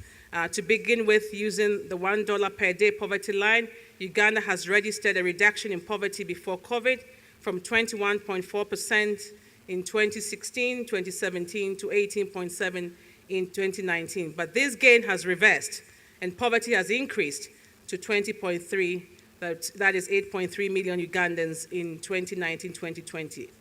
So 16.9 million Ugandans, 41.2% of the total population live below the 1.9 per day poverty line. I think that has been established. In addition, again, the northern region and parts of the eastern region remain the epicenter of poverty in the country. I think this is very important because it also helps us to shape our policy interventions and our program interventions and our finance interventions as we go along. Furthermore, the eastern region, which has been known for extreme poverty, registered a decline in poverty rates from 35.67% in 2016-17 to 29.2% in 2019-2020, while the central region experienced a slight decrease in the poverty rate from 8.9% in 2016-2017 to 8.3% in 2019-2020. Last but not least, according to the National Multidimensional Poverty Index report for Uganda, 42.1% of the total population are multidimensional poor. While this represents a reduction from 44.3% recorded for the year 2016-2017, it is still more than double the income poverty. Again, the eastern and northern regions have the highest proportion of the population in multidimensional poverty, with some sub-regions such as Karamoja, Acholi, are registering a multidimensional poverty headcount ratio exceeding the national average. I must add that the report highlighted major drivers of poverty being systemic shocks such as drought, animal and crop pests and diseases, storms, and of course the COVID-19 pandemic. The impact of drought and pests and diseases was more pronounced yet again in the northern parts than in other regions of the country. So, Honorable Minister, without going into all the details, noting that your team did a fantastic job, I just wanted to highlight some of the key implications for us. What are the key implications of these findings? And I just wanted to highlight three things very quickly. First, evidence. Evidence tackling poverty requires understanding of who are the poor, and I think the panel talked about it. Where do they live? What are the occupations and living conditions of the poor? How are the poor more likely to be affected from any shocks? Why are they more likely to be affected? And what do they need? These questions may seem simple, but in fact, they are the key to determining effective targeting, appropriate interventions, and whether actions have indeed been pro-poor. The second, measurement. There is a need to look beyond income criteria in assessing poverty or development progress. Both Uganda's Vision 2040 and the Global 2030 Agenda are a broad-based agenda which calls for Uganda to look beyond income criteria to assess poverty by publishing multidimensional poverty index reports periodically. A related point is that measurement alone is not enough. Government must make deliberate, and all of us development partners, to utilize the findings to determine, again, effective targeting and design appropriate interventions. And then finally, in terms of the implications, third is our development strategy. There is need to find and implement accelerators for structural transformation. In other words, trying to address not the symptoms, but the causes. The pace of Uganda's structural transformation needs to be enhanced to tackle, for example, youth employment challenges, as well as multidimensional poverty. So let me highlight a few of those accelerators, as I mentioned, in relation to the third point that I raised. What are these accelerators for Uganda's transformation? Now, accelerating the SDGs is an imperative, again, for the success of the NDP3 Vision 2040. The lessons learned from our Uganda Voluntary National Review shows that these are areas that we need to pay attention to. So what are these accelerators? What does it mean? And again, please allow me to cite recommendations from a dynamic study or analysis of sustainable development goals on how best Uganda can achieve this and can accelerate. And UNDP, together with the National Planning Authority and the United Nations Economic Commission for Africa, UNECA, undertook a study in 2020 to examine the potential medium to long-term, again, impact of NDP3 on Uganda's development, and came out with areas that we could call SDG accelerators. And there were 3 accelerators that were discussed. One of them, environment. I think it came out very much in the presentation in terms of the impacts of drought, climate, and others. 2, governance.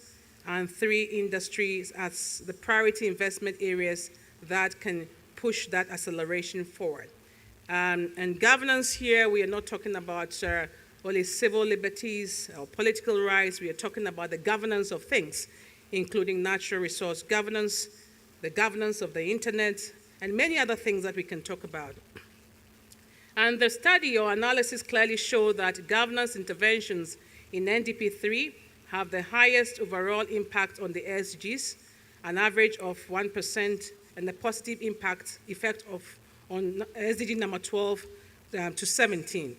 Again, environmental interventions have the highest average return on investments, which is about 26.8% improvement for every percentage of GDP spending, and a positive effect particularly on SDGs number 14 to 17. Again, industry interventions, and I know that our colleague from the Federation of Small and Medium Scale Enterprise talked about that. Industry interventions have the second highest average return on investments, and I don't want to go into the statistics of that, otherwise I'll lose all of you. But I think the message here is that we need to focus on certain accelerators. But beyond governance, environment, and industry, there's need for interventions in human capital development, again, which includes health, education, water and sanitation, and of course, in infrastructure and agriculture as one of those areas that we can push. Honorable Minister, Excellencies, distinguished guests, ladies and gentlemen, let me underscore key areas to take us forward in terms of our recommendations. And I'll highlight a few, noting that we can't all be exhaustive here, and I'm hoping that we'll have subsequent conversations to take this forward.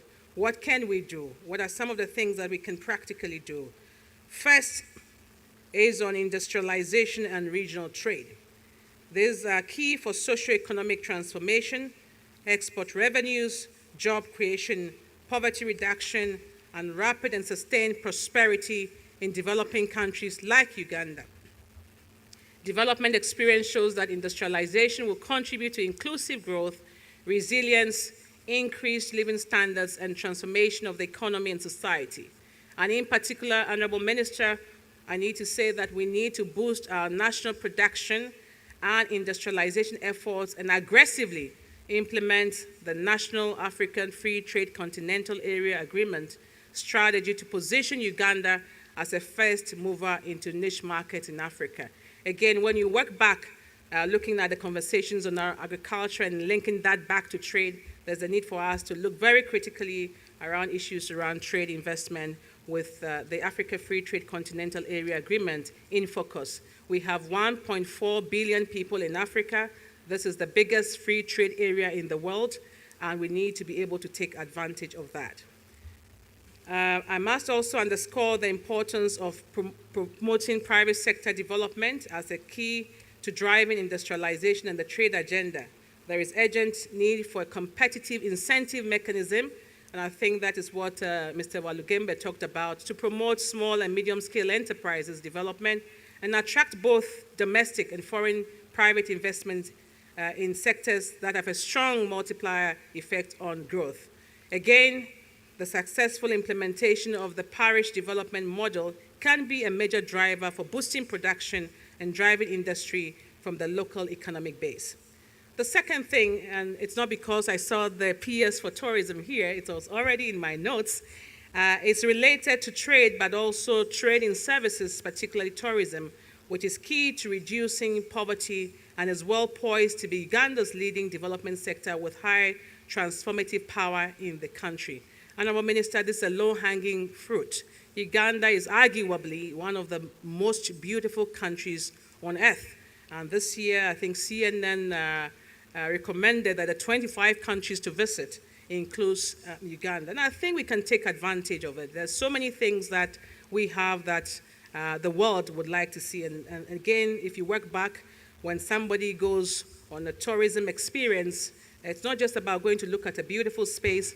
They would eat, the farmer would get something, they would take transport, the driver would get something. And again, when you connect it back to the Wananchis, it's jobs for the youth, for women, and for all those who are vulnerable.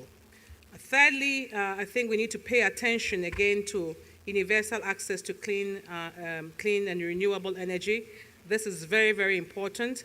The National Multidimensional Poverty Index report of Uganda highlights that about 2/3 of households face deprivations in terms of access to energy or electricity. For these households, the introduction of clean energy solutions can bring vital services such as improved health care, better education, affordable broadband, creating new jobs, livelihoods, and sustainable economic value to reduce poverty. And two things very quickly as I wrap up and conclude. I think I want to also emphasize as a fourth thing, again, the investments in human capital.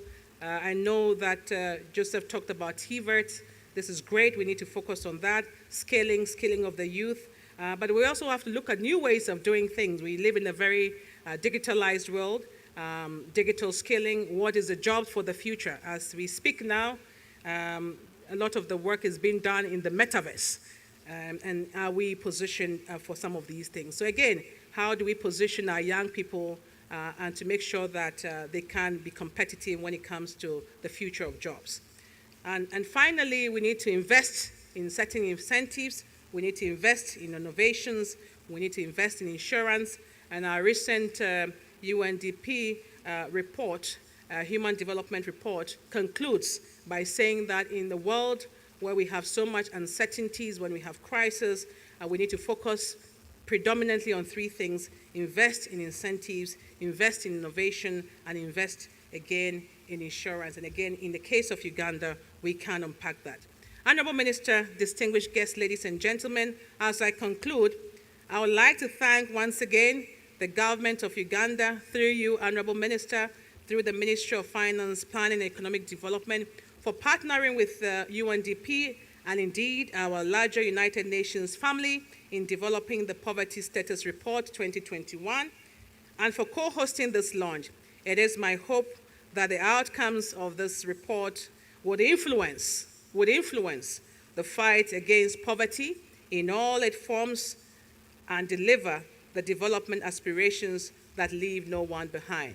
I pledge the continued support of UNDP and our system to drive this agenda forward in terms of Uganda's Vision 2040 and the country's Sustainable Development Goal agenda.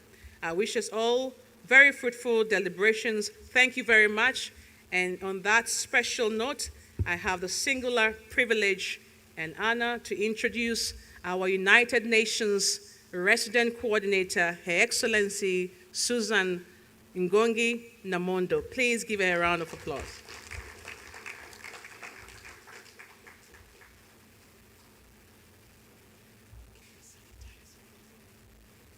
Yes.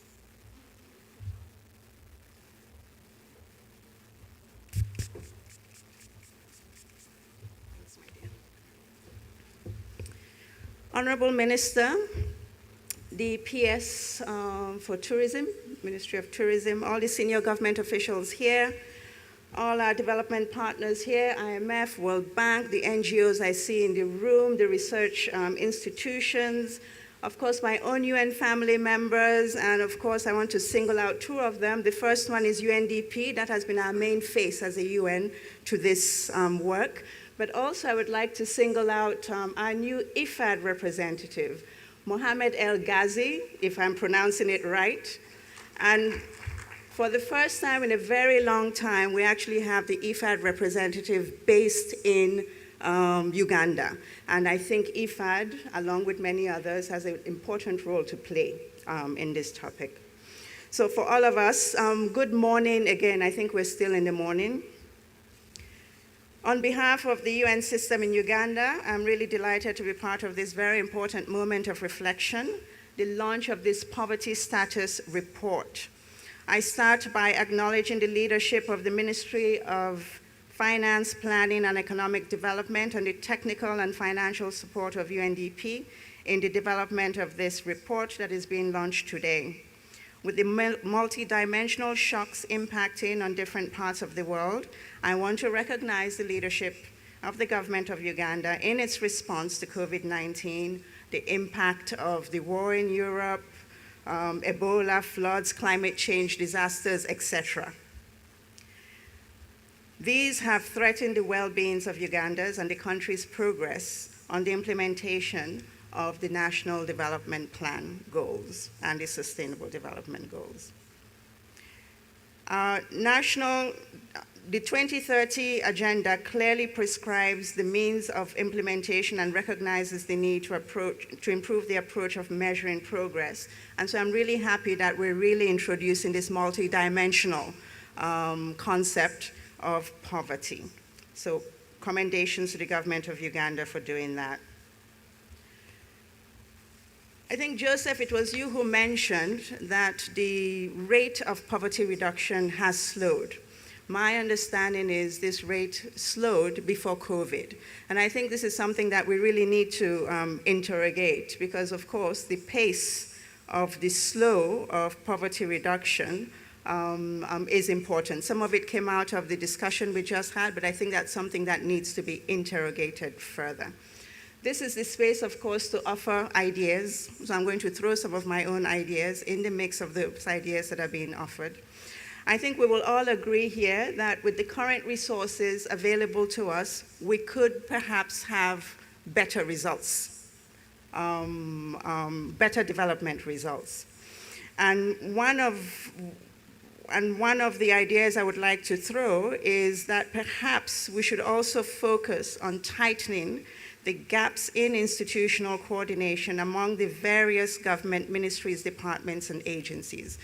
Some of the recommendations that came out of the presentation you made, Joseph, if I'm not mistaken, really does require greater institutional collaboration. when we talk about the strengthening the organizational capacity of households to be able to better engage in the commodity value chain, we need to also better strengthen the institutional capacity across board to be able to help those households. When we talk about the scale-up of access-led public investment, that also requires a cross-MDA approach. And I think that's one of those areas where the how we work could help deliver better results with current resources. A second thing is, of course, we haven't mentioned it because perhaps it was not core in this, but we haven't mentioned the effective management of public resources. That's also key. Of greater impact, of course, from taxpayer monies, but not only, the better management of these public resources would perhaps encourage more inflows of development financing, for instance, FDI, public-private partnerships, external grants, etc. So this, for me, would be a case of how to, within the current envelope that's available to us, within current resources available to us, how to achieve a little bit more, better development impact. I learned a lot also from the panel discussion. I think this has been one of the more instructive meetings I have participated in some time in the past couple of months. And I was also struck by the different programs that came up and were indicators as performing well. For instance, the social assistance grant. I think that begs for more interrogation. I know that when we talk about such social protection schemes, the issue is how do we fund them? But I think we should look at the impact and see if creatively this might be an area that we might further explore in terms of how to grow. I also really took, in terms of the Uganda Women's Entrepreneurship Program, how well it is doing. So yeah, I really learned a lot. Another thing that came out very clearly that I think is also very important, because recently we've been talking, the public debate has been focused a lot on wealth creation, which is absolutely important, of course, but also that development is absolutely critical, that it goes together, that we need those public infrastructures, we need the schools, we need the access to electricity, we need the roads, etc., to help in terms of that wealth creation. We didn't talk wealth, household size came out a little bit, but not much in the discussion, but also, I think also that needs to be discussed. Because I think when the panel was up here, it came out a little bit in terms of, you know, what are the characteristics of today? And I think the fertility rate and things like that also needs to be factored in this discussion that we are having. Another idea that I took from this panel discussion that I think we definitely should explore, and I think Elsie, you spoke a little bit to it, is this whole idea of an ecosystem to support our businesses, especially when we talk about the informal sector, when we talk about young people, etc. That's something I think we should explore. What is that ecosystem in place to really help these businesses grow? So overall, I learned a lot. Also took from the panel discussion that we need to interrogate some of these numbers a little bit more. There are further studies we need to do. But I think these are precisely the types of discussions we need to have to help us fashion a way forward. That the situation, even as we should be proud of the progress that has been made, I think we all agree that we're not satisfied. We're not where we need to be. We need to make more progress. And I think these sorts of discussions help us in terms of thinking of what more we could do, how better we could do it. So thank you very much for this opportunity provided by the Ministry of Finance and our colleagues to be able to have these discussions. I look forward to more of these discussions. And on that happy note, of course, as the United Nations, we stand with the government of Uganda. We'll continue to support in any way we can, especially in this area of evidence generation. Thank you, UNDP, for that, and the entire family.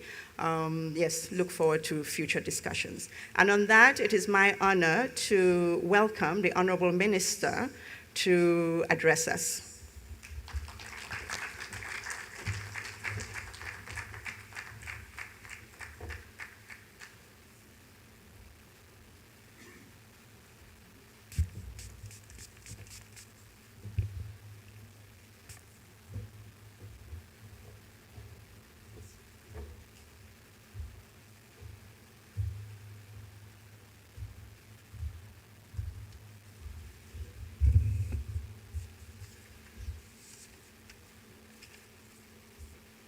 Thank you so much, Susan Namondo, who is also the resident coordinator for United Nations, Madame Elsie, who presented very, very well and made my work easy this morning. We have IMF. Isabella, I've seen you. We have the PS, Ministry of Tourism. We have a number of development partners, including Julius Mukunda, he's my friend now. Out of our engagements, we became friends. Julius Mukunda from the civil society, and all other development partners, not forgetting the people who I found on the panel, especially Dr. Sarah, who is the head of our EPRC, and also our staff from the Ministry of Finance, Planning and Economic Development, led by Commissioner Joseph Enyumu. Ladies and gentlemen, good morning to you all. The topic of discussion this morning is very dear to me because it speaks to my life. I have a background of all stages. Some of you who know me, especially Choncho, Patrick, him and I know how we have risen through from all the stages. You can't believe the person addressing you. I first went to a church school where there was no structures, no nothing, no teachers. And why all that was happening is because my parents were poor. And this is the topic we are discussing this morning, how to reduce the numbers. We at Finance, Enyumu has told me, and also Elsie has emphasized it, we focus more on the income poverty. But also important to note that poverty now has become a multidimensional phenomenon. There are a number of aspects to look at when you are dealing with poverty, including the situation I was in 1988, situation where we still have people, I think, who are part of the 40%. Some of them are still going to church schools, especially where the UPE schools are distant from them. We still have these conditions in this country. Among many aspects of poverty, including the land which Sewanyana was talking about. The land is central in determining the living conditions of our people. And I want to believe from the numbers I saw and which Joseph Enyumu has presented to you this morning, Chigezi's rising numbers is largely attributed to land, the tenure system, and the subdivisions, which we call the fragmentation, vis-a-vis the rising population numbers.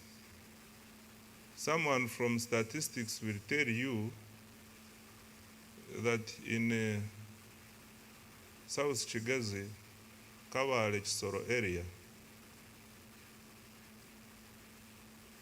the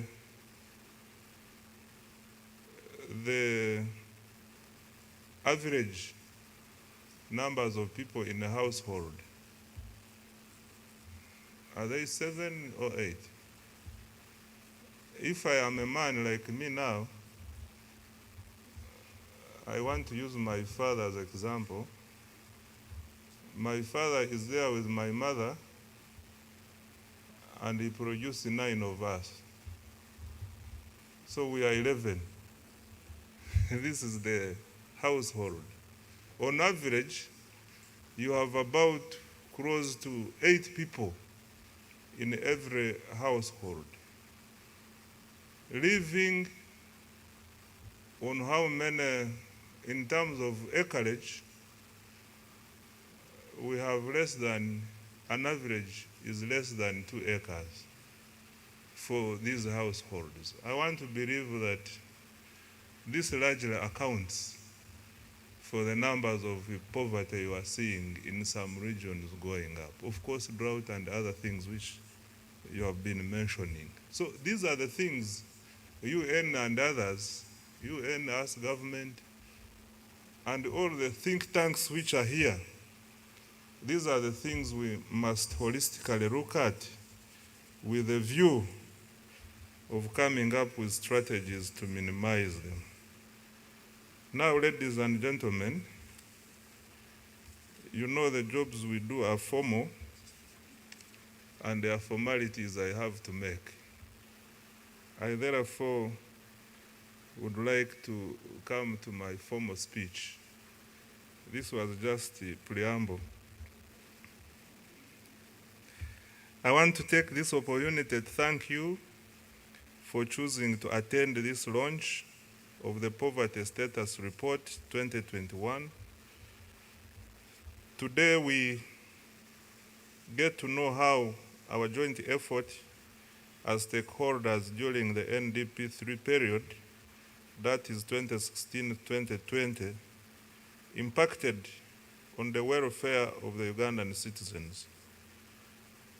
Your presence here today, including those participating virtually, makes you witnesses of the Uganda's commitment to a culture of evidence-based policy making. I'm sure the UN friends are happy with this, because whenever we engage with them, they emphasize evidence-based research and policy making. And you can see we are moving towards your direction as government. I also wish to thank, in a special way, our partners in this effort. The UNDP in Uganda, led by Elsie, the coordinator, for the technical and financial support extended to our ministry in the production of the report we are launching today. Thank you so much. In the same spirit, I would like to thank UBOS, Uganda Bureau of Statistics, the Economic Policy Research Center, led by Sarah, Dr. Sarah, who is over there, and our technical people at the Ministry of Finance, Planning and Economic Development, spearheaded by Joseph Enyimu, for their collaboration in production of this report. Thank you so much. Government of Uganda, under the leadership of the National Resistance Movement political party, has made a strong case for socio-economic transformation. We are aware of the poverty reduction. We are aware that the poverty reduction is one of the key indicators of how well our socio-economic transformation agenda is performing. Government is therefore keen to ensure that both its development policies and public service delivery record are pro-poor. From the onset of the 1990s, government has successfully championed inclusive development policies and programs aimed at reducing the evidence of poverty in Uganda. To this end, government has implemented several interventions which include, among others, the Entandikwa Poverty Eradication Action Plan, Operation Wealth Creation, the Social Assistance Grant for Empowerment, Emyoga, and the Small Scale Business Recovery Fund, of course, plus WEP, which Morris was talking about, among many other programs. As a result, the national poverty rate has been on downward trend from 56.4% in 1992-93 to 20.3% in the year 2019-2020. In financial year 2021-2022, government consolidated this strong poverty reduction record by embarking on the implementation of the parish development model. The parish development model is an expansive and inclusive initiative which, when fully implemented, will actualize the on-ground presence of the full range of public services in the 10,594 parishes of the country. This program is targeted to uplift the 39% of the households in the subsistence economy into the money economy, where livelihoods are more stable and predictable. Targeting agriculture in particular will uplift the 2.2 million households from subsistence farming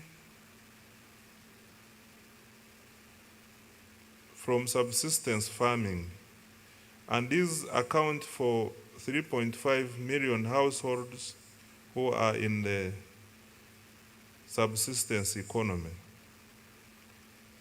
This will in turn generate resilience amongst households to natural shocks such as climate change, related weather extremes, and the pandemics. Distinguished participants, ladies and gentlemen, at macro level, government is committed to building on the milestones that Uganda reached in financial year 2021-2022, when the country attained its NDP 2 per capita GDP target of United States dollars 1,039. Within this context, attention under NDP 3 will focus on rising productivity. This will be done by facilitating transition of a large share of the labor force to higher productive sectors and economic activities such as manufacturing. This explains the high priority government has placed on the promotion of science technology, engineering, and innovation.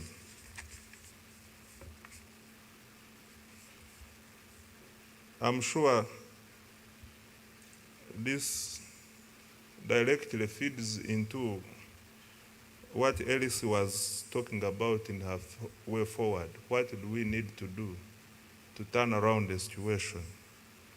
So you can see also government is already thinking the way you are thinking. And I'm sure it will not be difficult for us to incorporate your proposals into our planning frameworks. However, the above efforts of government to modernize the economy need to be complemented by household efforts to live healthy and long lives. Communities need to increase uptake of the public services that the government has made available for human capital development. Key among these services is education through flagship programs such as Universal Primary Education, UPE, Universal Secondary Education, USE, primary health care and rural and urban water supply. The girl child should specifically be supported to stay longer at school in order to promote manageable family sizes, a factor that is critical for poverty reduction. Ladies and gentlemen, today's launch marks the beginning of implementation of the recommendations contained in this report. I implore all government departments, development partners, and the private sector to take keen interest in this report in order to address the underpinning causes of poverty. In doing so, we shall remain true to the spirit of the 2030 Development Agenda of Leave No One Behind. I thank you for your attention, for God and my country.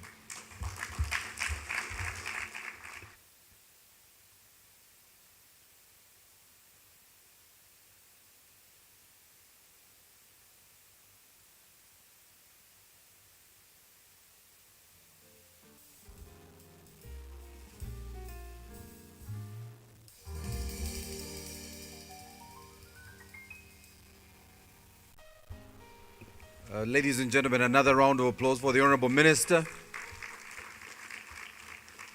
I want to now request the Secretary to handle. We are going to officially launch the poverty status report, and we'll do it right here at the center. But as they put this together, I want to recognize a couple of people. We have, of course, the head of the SDG Secretariat here in Uganda, Dr. Albert Byamsha, who sits out of the office of the Prime Minister. Albert, thank you very much for joining us. Honorable Minister, another critical agency that is supporting government, but also directing government to focus key interventions to address issues around poverty is the National Planning Authority.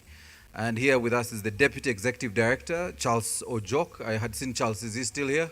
Yes, Charles, thank you very much for joining us, because the focus for NDP3, among the many other areas, is to bring more people out of poverty through the different government interventions. And Honorable Minister, sometimes we need your stories to be told. And so the story you were sharing with us about how far you have come, I know we come from almost the same village, we're next to each other. I think we need to share more of those stories. And maybe we are waiting for your book, sir, so that we can inspire more young people to become ministers. May I now take the pleasure of inviting the Honorable Minister, our chief guest, the RC and the RRLC, joined by, I think, Joseph. Joseph, you need to also come and officially witness the official launch of the report. Honorable Minister, it's a very nice ribbon. All you will do, please come, Honorable Minister. And yes, Joseph. Yes, and the Bureau of Statistics, please, James, you'll have to join because you are the lead aggregator of this information. So, Honorable Minister, please come.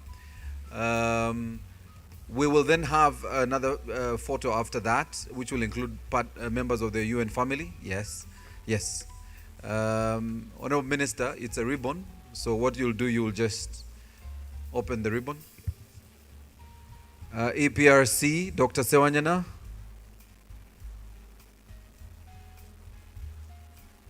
Elsie, you'll show the minister how to open that ribbon. It's just a ribbon. Yeah, so he'll just pull the ribbon.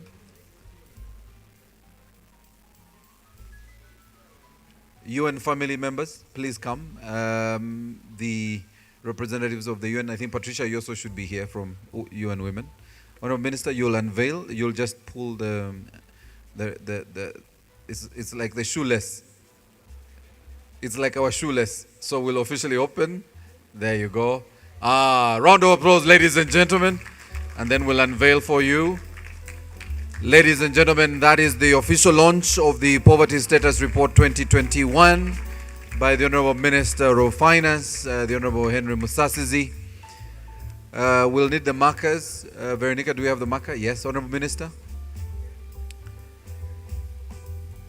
Honorable Minister, you'll now put your signature, Honorable Minister, on the report.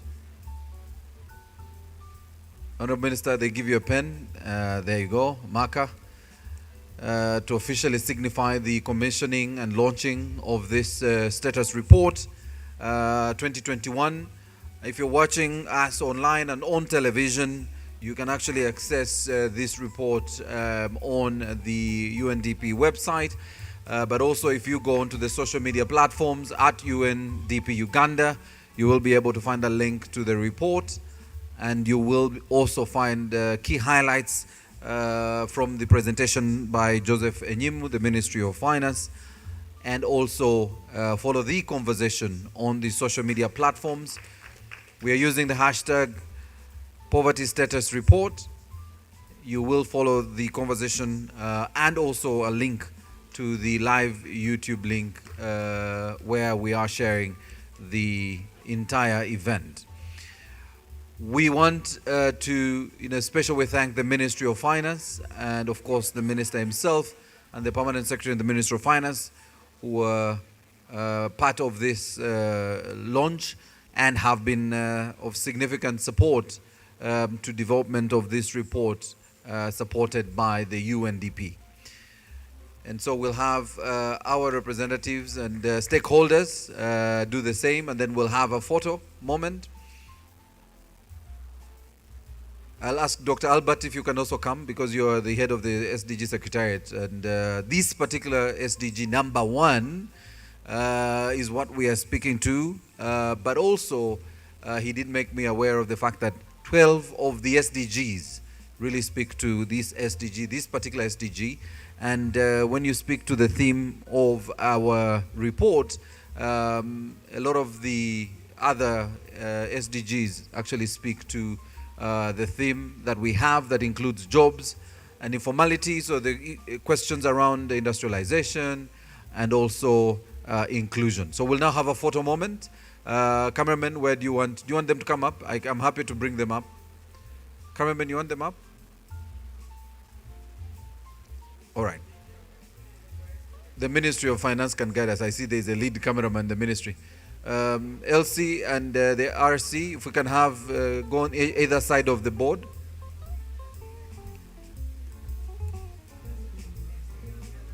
There you go. Richard, yes. And the report. Perfect. There you go. Richard, thanks for letting us the report. I see the RR has a excellent. There you go. On either side, if we could have some of the There you go. So, cameraman, you will go to the back so we can have everyone in the picture. Albert, also, closer. There you go.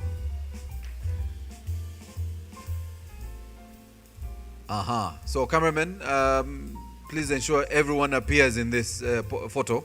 For accountability purposes, I need to know that every stakeholder was involved in this and is involved in dissemination of this report, the 2021 Poverty Status Report, today officially launched by the Ministry of Finance and the UNDP. So, ladies and gentlemen, may we once again put our hands together for the official launch of this report. Honorable Minister, we want to thank you for joining us this morning, and I'll request our Secretariat to move the board and place it again on the side and invite Richard and his team. Richard, we still have another 45 minutes. That 45 minutes, Richard, includes a plenary session where you will take questions from the audience. So I want to invite the panelists back, including Jacob. And Richard, now you'll stand like me and ask all the questions from the podium. So Jacob, if you could come with all the other panelists, please come back. Jacob Eyeru is from the National Youth Council. He's the chair of the Youth Council. And all the other panelists, please come. Tom, Dr. Sarah, James, Richard, please come and invite the entire team. And Mr. Olgembe.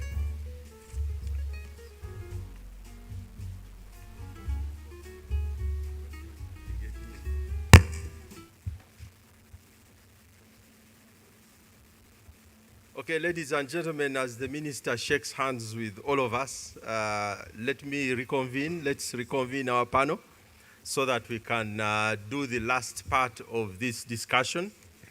Now, this is going to be the chance to hear back from most of you who are in the audience.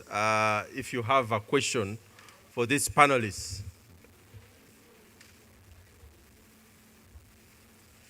The panelists said very many. So it's now time to listen to them and we hear, to listen to all of you and we hear what you have to say. But before I open the plenary discussion, Jacob, you are here. Are you here in full color? Since you are a young man, I hear that means something. Jacob, the report has some very interesting statistics, but one which I want to pick out is around young people and the youth and the issues around poverty and young people. One of the statistics, worrying statistics in this report is that nearly 57.1% of the youth have failed to move out of poverty. Now, that is worrying because when we look at the population dynamic in this country, the population distribution in this country, we know that it's mostly young people. But if we are to start at that point, and any other points you have about this report, what are the few insights you want to share with us? Okay, thank you.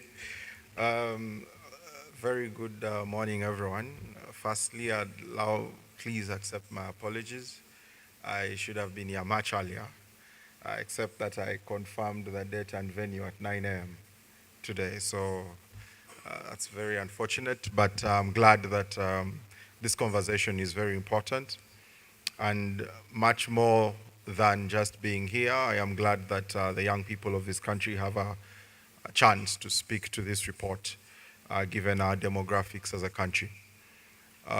So when I looked at this report, and like you've said, I was looking out for how much, in terms of how we have a conversation about poverty, do we look at it from the demographic reality of the country? That was my first assessment. When the conversation on poverty levels is ensuing, how much do we focus on the disparities between the age classification? And I was very happy to note with this report that there is now hopefully a trend that looks at young people and young people with poverty as a critical part of the conversation on poverty levels.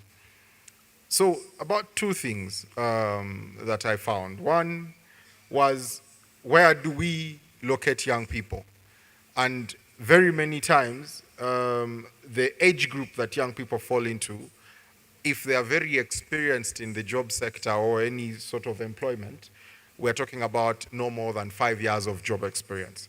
But most of the young people considered in the adult age and within the young people bracket, at least for our country of 30 and below, we are talking about people who are supposed to ideally be within higher education, okay? But even before that, we are still talking about people who should be in some form of education. I am glad that this report noted the inverse relationship between the attained level of education and the extent of poverty. The inverse relationship is very clear. The more educated a population, the lesser their poverty rates. It's even more consistent with specialized education, where you're talking about a skilled individual who has a mastery of anything, or some semi-mastery of anything. It means that the more young people we get to be educated in a special manner, but also completing education, are able then to translate into a conversation of reducing poverty. So I looked at how we've been playing out, how the country needs to move forward. Let's start with access to a higher education in this country. The enrollment rate, not completion, enrollment rate for higher education in this country is at 5% of people who should have enrolled by that enrollment year. The way we can address that, which then plays into what we're trying to do with poverty, would be through mass enrollment at higher education. How you achieve that is probably not by a universal education at higher education level, because we probably can't afford that. But we have some best practices from our neighbors. By 2004, Kenya was already sending up to 39,000 young people to school on a loan basis. This achieved two things.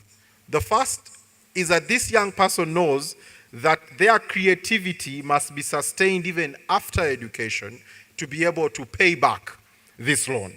And so there's an incentive to become economically, in terms of the economy itself and paying back, there's an incentive to be economically productive within an economy.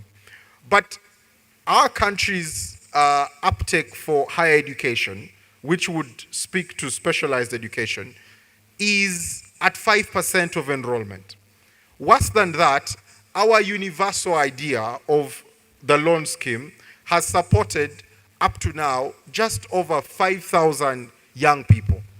And so when you compare that with the inverse relationship that education has on the poverty level, I think the answer is plain for everyone to see. We need to invest more in how many people are able to attend education so we can have less poverty affecting our people. The second point that I felt was very, for me, very disturbing was the extent to which the report analyzed the impact of age-specific interventions and generally special interest-specific interventions. And here I'm talking about classifications of women, classifications of persons with disability, and classifications of young people. In this report, we have basically about a page that speaks to the impact of interventions around that. But that actually has been the blueprint of attempting to have redress on the conversation on poverty in this country. The Uganda Women Empowerment Program, the Youth Livelihood Program, the Youth Venture Capital Fund, and now the other special purpose vehicles that we have in Emyoga and the new parish development model. Even in the latest, the parish development model, the conversation is still on how are we impacting these clear categories of our society. I feel very strongly that we need to assess more what the impact of this is on the economy in terms of how productive is it and how much are we learning from the errors we're making. I'll give an example. In the Youth Livelihood Program, we have impacted close to 144,000 young people. Statistically, 144,000 is a good number, but 144,000 from 9.5 million young people in that age group is statistically almost insignificant. If you want to have a good say on impact statistically on a population, you should talk north of 10%. And that is not talking north of 10%. We are just somewhere around 2% of that population group. So I feel that the report could look at the statistical, in the future, we could talk about the statistical impact of what we are trying to address with these special purpose vehicles. But if we talk to the future now, in terms of the parish development model, again, statistically, the parish development model will be the most funded program in our country's history. It will impact the highest number of communities. And we're talking about, if we are to keep the talk on paper, we are talking about the most underprivileged in our societies, the rural, the unbanked. We are talking for the inverse relationship of financial inclusion. We're talking about that very population that we want to reach. And so what Madame Elsie said here is very important. How do we ensure that such a program meets the intended goal?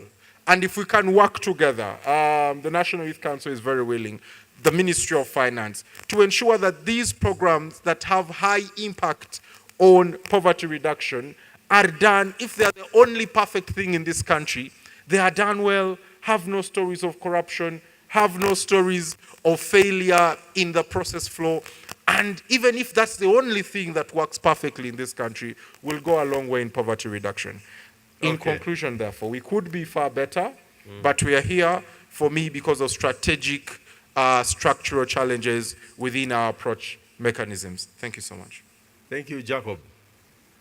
Jacob is a young person. I just wanted to confirm that. He has spoken also very well. We also want to congratulate him on that. So those are two important factors that I want to come out. But I want to open up to, before we come back to hear from the panel, to open up to all of you and see if you have any comments and reactions on this report. I think there is a paragraph in this report that we need to really interrogate. I don't see Dr. Byamjisha. He is supposed to be here because it says that all forms of poverty may not end as soon as envisioned in the SDG 1. And I think we must do something more because this is 2023. We are left with 7 years to 2030. And our commitment was to make sure that we do quite a bit about poverty. So I haven't seen him, but when he comes back, he will answer that question. But I am opening up the floor, and the microphones, I think, which are available, and people will be sharing those microphones. Who has the microphones? Can you put up your hand if you have a microphone? Can you come on this side so that we have a fair distribution of people with microphones? We will start on this side. I can see one hand here. I think this is Julius. There is a hand on the second table. We shall just go a little bit, and then here in the middle. But we'll start here on this first table. Microphone, you need to get running shoes, since this is a big room. Thank you very much. Yes, Julius. Yes. Thanks, Richard. Again, to congratulate the team from finance for this. And I think it's just going to give us ideas on how we can, again, from a civil society perspective, on how to engage government on some of these key issues. I have only 3 takeaways. One is that we don't need rocket science to address poverty. Mm-hmm. And I think it has come out very, very clearly that the things we need to do, we have the capacity to do them as a government.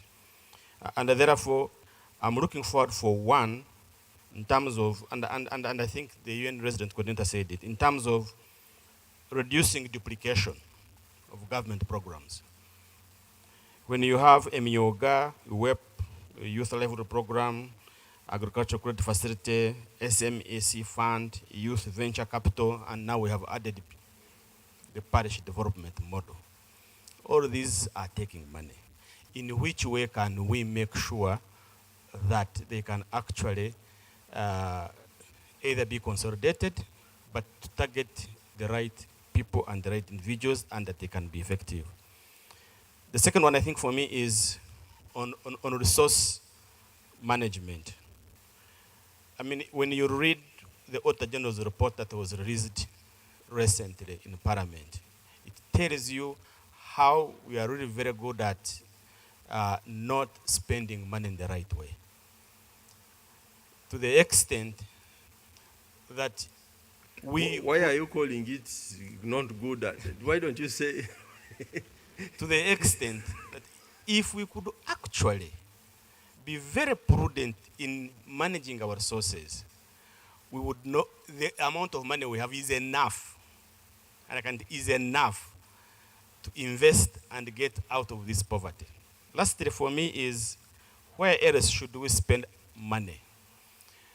I think we are very stubborn on that as government, because the evidence is very clear that if we invest well in agriculture, Richard, it can be a game changer. But if you start spending far, far less than what is expected, then what else do you want to be done? And I think that's where my point is, that let us only spend most of our resources where poverty can be reduced very quickly. I thank you. Right, thank you. The person on the next table, and then, yes, the table just behind you, and then we shall come here in the middle. Thank you very much.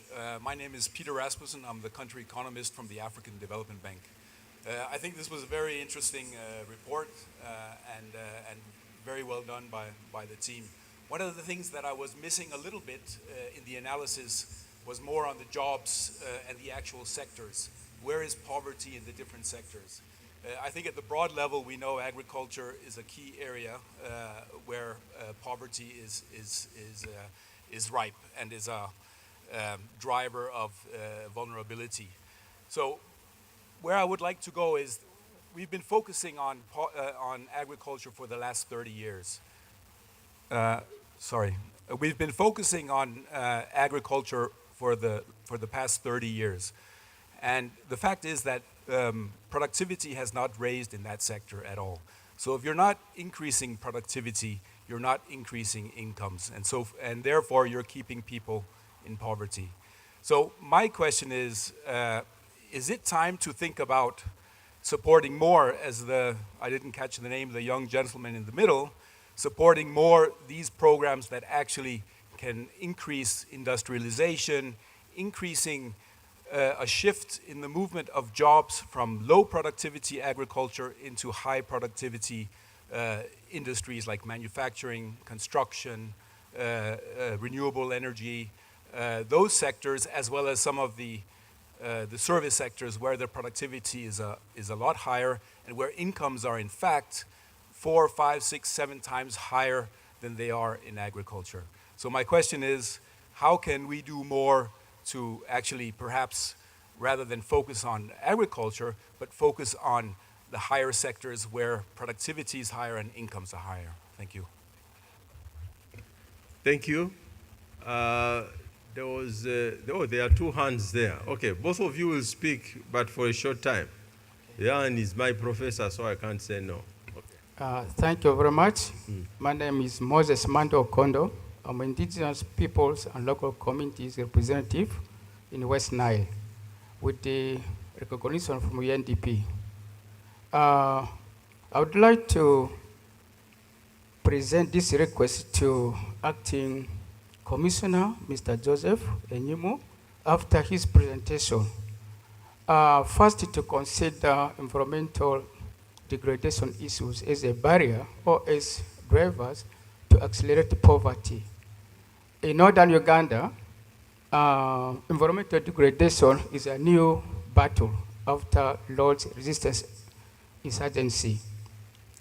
Put in mind that environmental degradation and agriculture do not go together because young people are not directly involved in depleting forest covers, but restoring forest covers, reversing land degradation, and sustainably using natural resources really hinder our people. So my request is this. As indigenous people's representative, we have come out openly to identify International Land Degradation Day, which is commemorated or celebrated on the 3rd of August of the year, to raise the banner about the issues that affect our local people, inclusiveness of refugees living with us. So this is my kind request, and Mrs. LSC is here. Her Excellency is here. This is my cry that should we integrate International Land Degradation Day into national activities so that we can push poverty out of Uganda and globally. Thank you. Thank you very much. Give to your neighbor. Yes. Yeah. Thank you very much. My name is Irisa Ocheng, a retired teacher. Now, in measuring poverty, there are two factors: income and population. I feel that the population side has been ignored in this report because we can actually reduce poverty by reducing population growth. The other day, I saw a man in a newspaper. He had 102 children with, I think, 2 acres of land. The second thing I want to put across is we seem to be hiding in averages. Average income, average everything. These averages hide many things. For example, income has been increasing, but for a few people. Most people, the incomes have reduced.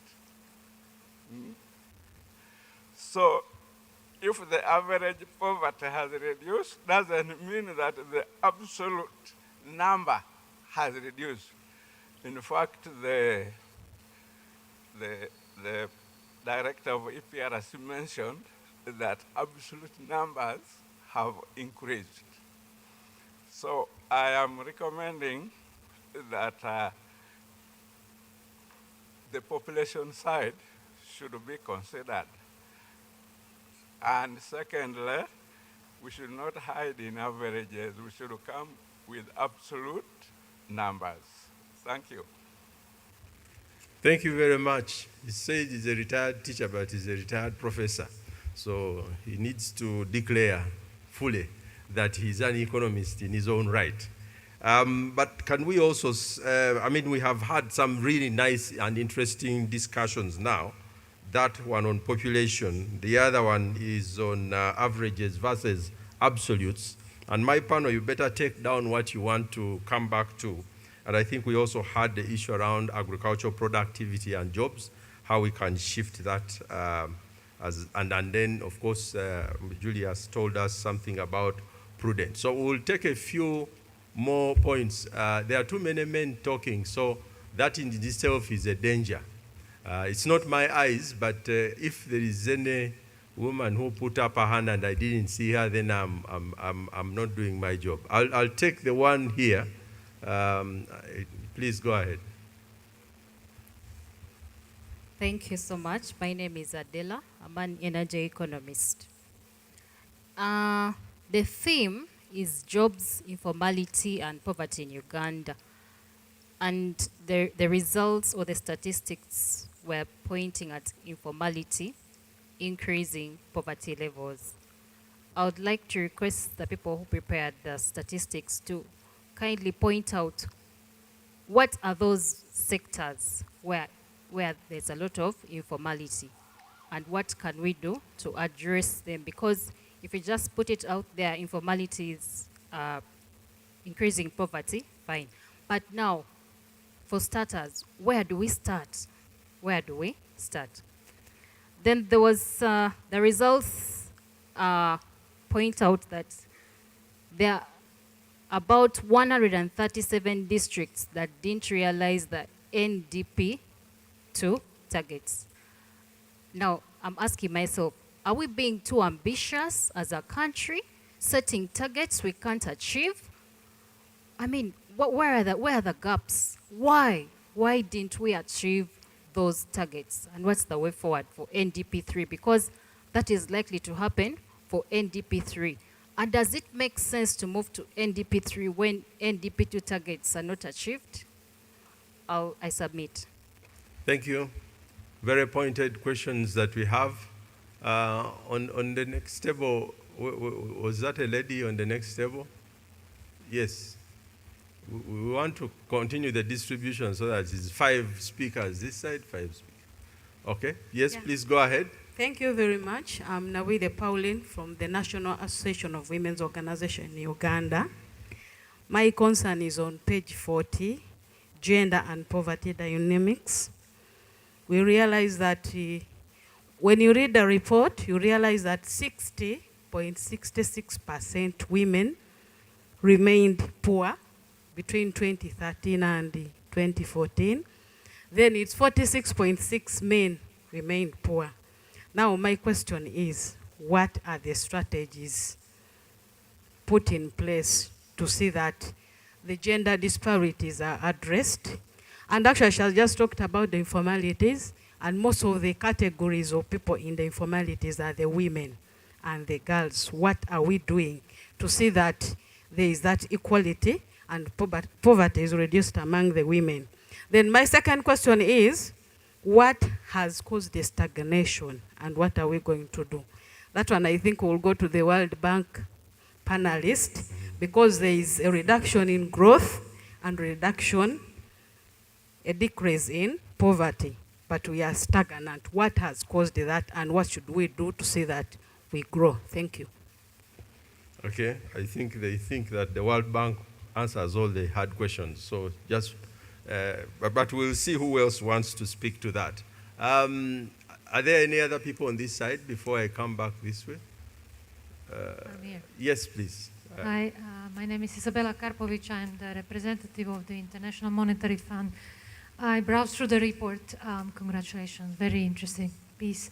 What I found really striking in the report is that we are used to seeing inequality as a byproduct of growth and development.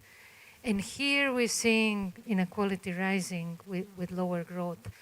And that's particularly painful because when we grow, then everybody shows everybody shares in the fruits of that growth. Where I think that we have more work to do is to understand how to prioritize government interventions, both at the macro level and at the level of the single programs. So in a country where between 15 and 20% of the population in each income group is poor, the question is, what is really the right way of fighting the poverty? Is it social protection or is it growth? And how do we get there? We've seen that some of the social assistance programs have contributed to eliminating part of the poverty. But the question is, what is the bang for the buck? Which is, how are the scarce resources best spent to exit this very difficult status? Thank you. Okay, thank you very much. I hope the IMF is not asking the World Bank this question, but anybody else will have to also deal with that question. We'll take 2 more and then we come back to the panel. There are a couple of hands. Yeah, the lady here and then the 2 people on the... Yes, please go ahead. Thank you very much. My name is Elizabeth. I'm an economist and research fellow. I work with ACCORD. Thank you so much for this report. While I was following Joseph's presentation, I got to appreciate the 10 conclusions coupled with the 10 recommendations that he made. My concern is, where is the economic inclusion? What are the particular aspirations to leave no one behind in terms of the youth, women, people living with disabilities, and the elderly? While we all desire for the poverty numbers to go down, are there intended aspirations for our economy to also grow inclusively? Thank you. Thank you very much. We have two people on the next table. Yes, and then Thank we'll you, come back to the panel. Mr. Moderator. My name is Prosper Ahabge, and I'm from Makerere University. I'm interested in taking you through to page 21, particularly table 2.9, which shows the poverty rate by sector of employment and COVID-19, mainly comparing agriculture in terms of crop and non-crop, industry and trade. When you look at this table, you find that crop agriculture has the highest rate of poverty before COVID-19 and even during COVID-19. Even in reality, when you go back, you find that the rate of agricultural production is well lacking. I don't know whether we need to venture into intense agricultural industrialization, because the attempted mechanization by supplying tractors somehow to fertilizers to a few agricultural wall-off has failed to industrialize the agriculture sector. Perhaps we need to embark on agro-processing and increased productivity per square mile of land or per acre of land. In that case, we look at things like interventions like Emyoga Fund to boost capital. While this Emyoga Fund would be a good venture, there is a problem that the efforts might be futile because it is not properly institutionalized. And having a non-institutionalized intervention mechanism is one of the fatal attempts to end poverty. Like, it will not give the productivity per the funds invested in. Lastly, the question that we should look at is... Before you leave, you yes. have said something very dangerous. Yes. When you say Myoga is not properly institutionalized, what do you mean? Yes, it lacks the proper policies and systems which have a definite way of how that Emyoga Fund is running in supplementing capital on the low scale, on the village or local scale. And lastly, the recent statistics show that Uganda has attained 70%, almost attained 70% adult literacy. So you find that this question of education, maybe we can discuss the content but not the numbers of the literacy rates. Then why are we still languishing in poverty, even in the event of literacy and developing infrastructure? There is a problem that needs to be addressed, which I may point out to be on the issue of capital and the institutions. Okay. I beg submit. Thank you. There were a couple. Okay, yes, your neighbor and then the gentleman here, his hand has been shooting up aggressively for a number of times, so I'll take him. And Dr. Byamjisha will answer my question, which I asked him. If he doesn't know, I'll ask it again. Please go ahead. Thank you so much, Mr. Moderator. My question specifically goes to Mr. Jacob Boyeru. The government has tried to bring youth programs like the Youth Livelihood Program and other programs, UWEPU, but we have seen nothing much is being done on the ground. We are talking about poverty, but poverty is continuing to be a very serious problem for our country. So, a question here comes. Mr. Jacob Boyeru is the chairperson, National Youth Council. But where the problem comes from, our youth, like on the LC1, back in the villages, are not involved.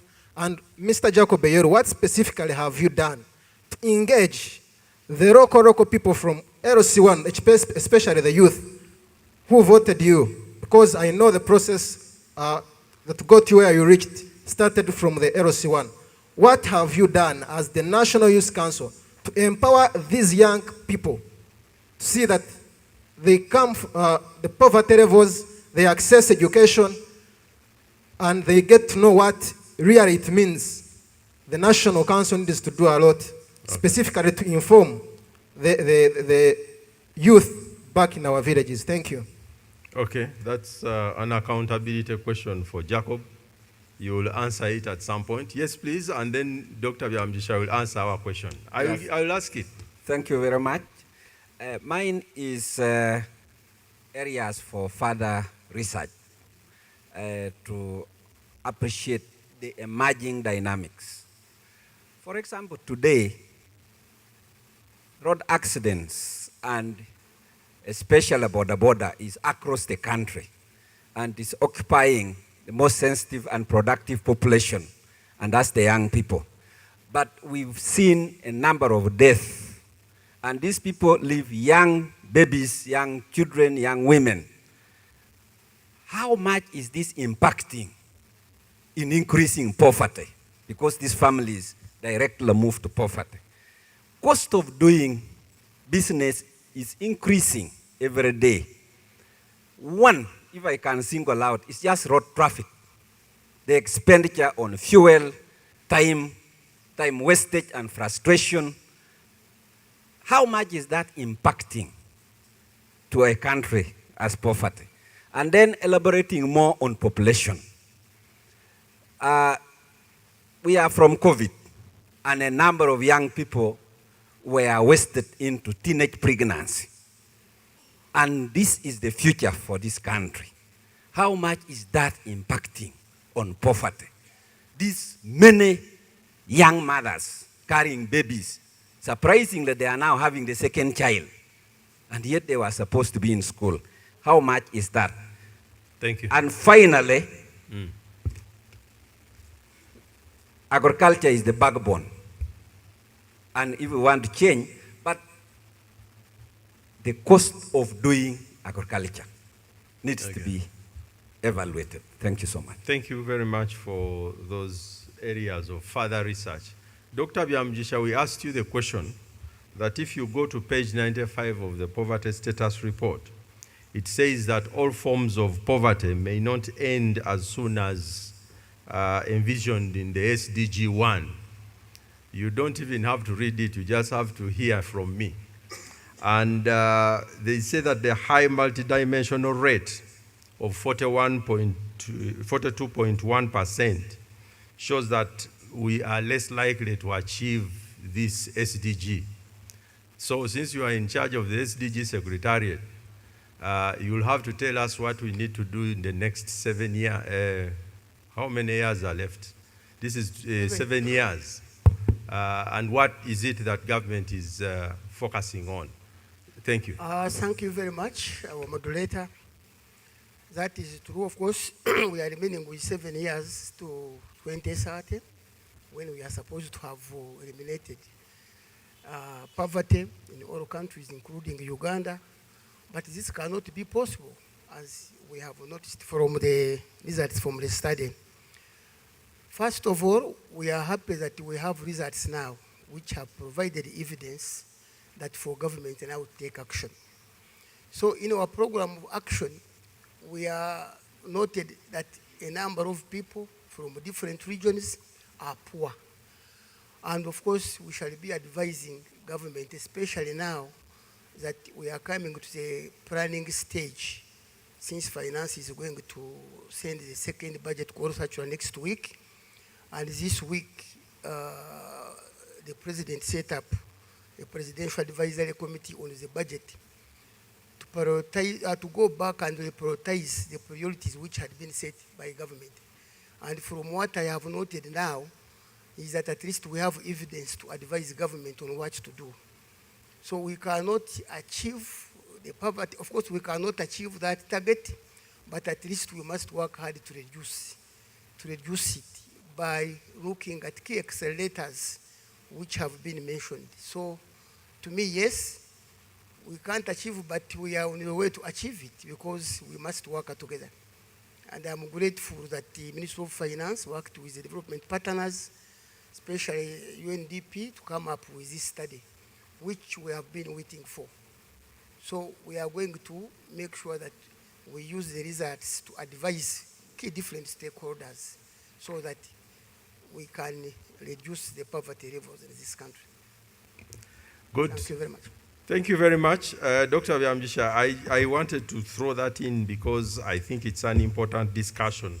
But now we have only about a minute for each one of you. That is 6 minutes. And, you know, when you have 1 minute, you just give us your pitch and tell us what you take out of the discussion. There are several issues that have been touched on, but I think for Mr. Walgembe, why don't you speak to the question around jobs and productivity? Because I think that was an interesting dynamic. And then we shall ask Tom to prepare to say something, you know, that focuses on this question of inequality again and how we can deal with that. But if you can also, I don't know if there is any other analysis you have seen on population and poverty that you may want to share with us, and then we shall move on. But please go ahead. Okay. First, I want to thank the gentleman from the African Development Bank who mentioned this dynamic around agriculture. And you are right. I've spent 20 years in this forum, and every year we keep saying agriculture is the backbone, agriculture is the backbone. Meanwhile, productivity is decreasing, contribution to GDP is decreasing. Why do we keep doing the same things and expect different results? So I would want to suggest, let's go back to the recommendation of the Poverty Status Report of 2014, which says we need to focus on agro-processing. And when we talk about commercialization, let's not think about investors and all these people. Smallholders are the best, and we need to work with smallholders. We need to secure their land tenure system. We need to equip them with skills to add value. We need to link them to markets through clustering. And that's why we talk about access to markets like the Africa Continental Free Trade Area that Madam Elsie has mentioned. Because this is critical. If you don't take advantage of these markets to ensure that our Ugandans are able to sell these things through clustering and aggregation, then we won't move far. Now, the other point I had was, how are we because now, this thing has taken about 8 years to do the second report. And then in the middle, we had COVID-19. So I would want to know, if we removed COVID-19, how would we have performed? Because that would also, we can say, okay, maybe some of this poor performance is due to COVID, but in the absence of COVID, were we on track or not? So maybe, Mr. Joseph, that's something you want to explore further. And then, just to confirm, someone talked about informality, sectoral spread of informality. And it's clear that mining and quarrying has a lot of informality, followed by agriculture, construction, trade, manufacturing. And then you also see that the poverty incidences in rural areas is greater than poverty incidences in urban areas. So it means we need to look at how do we ensure that we urbanize our people, because that, I don't know whether it's a correct, but it appears a correlation between urbanization and, you know, poverty reduction. And then also the movement between sectors. How do we ensure that people move up the value chain from farmers to industry and so on? Thank you. Thank you very much. If we had time, I would take you on the issue of urbanization, but we shall do that at lunchtime. It won't cause indigestion, but it will be a discussion for us to do it very well. Tom, from what you've heard and what I've asked you, what are some of your thoughts? Okay, thank you. I'm going to be very brief. So, inequality. When we look at changes in poverty can only be due to two factors, broadly. Changes in growth, changes in inequality. So we know from the report that inequality in Uganda hasn't changed. It stayed same. So that means that the fact that there has been very little poverty reduction is due to changes in growth, because inequality didn't change. So growth slowed down, and that explains the slowdown of poverty reduction, given that inequality remained the same. So the key question becomes, why did growth slow down? And that is something that my colleagues from the World Bank or my colleague from the IMF can speak more about and better than I can. Second, population and poverty. Of course, population can be kind of an inhibitor to poverty reduction. So population growth by itself is not a problem. It only becomes a problem if it's happening in an environment that doesn't create enough productive opportunities for this greatly expanding population. So if Uganda is able to create lots of jobs, create lots of income earning opportunities, population growth by itself is not an issue. However, if the country cannot do this, then of course it becomes a key issue. So we know that larger households are more likely to be poor. We know that there's a big youth bulge coming on in Uganda and also in many countries in the region. So population growth and effective policy to kind of guide population growth, which relates to female education mainly, will be very important. So let me stop there. Okay, thank you very much. That's helpful. Sarah, do you want to say something? Yes. There are a couple of things. There is this issue of numbers, which Professor Cheng has talked about, absolutes versus averages. It's only you who can speak to such issues, because we don't even know what she was saying. And then there was also the issues around some of the disparities that we are seeing, which were mentioned, especially to do with the gender disparities. I don't know if in the statistics you are seeing anything, but please go ahead. Thank you so much, moderator. And I wanted to pose my own question. Response, sorry. Oh, you are response. I wanted to go back to the poverty trends. So before the NDP, the rate of poverty reduction was faster than when we are in the NDP period. And I think one of the reasons during the NDP, we focused so much on infrastructure and so on, and maybe less on the social sector. So to me, I think we need to be able to see how best can we balance our investment between infrastructure as well as social spending. The other one has to do with agriculture. ADB, senior economist, I totally disagree with you. And I think we need to do proper diagnosis of what is happening. When you look at the agricultural sector, you talked about the last 20 years, and also my colleague has talked about 8 years where they talk about agriculture. If you go back to the NDP, we are trying to emphasize agro-industrialization. And when you talk about agro-industrialization, you are talking about industrializing agriculture. Are we there? Yeah. Okay? We are talking about industrializing agriculture. You cannot industrialize agriculture without really working on the foundation, on the production side. Okay? We need to work on the production side. And when you look at some of the interventions that government has been doing, you cannot go to a farmer and you give extension services and you think that productivity is going to go up. Farmers need a full package, okay?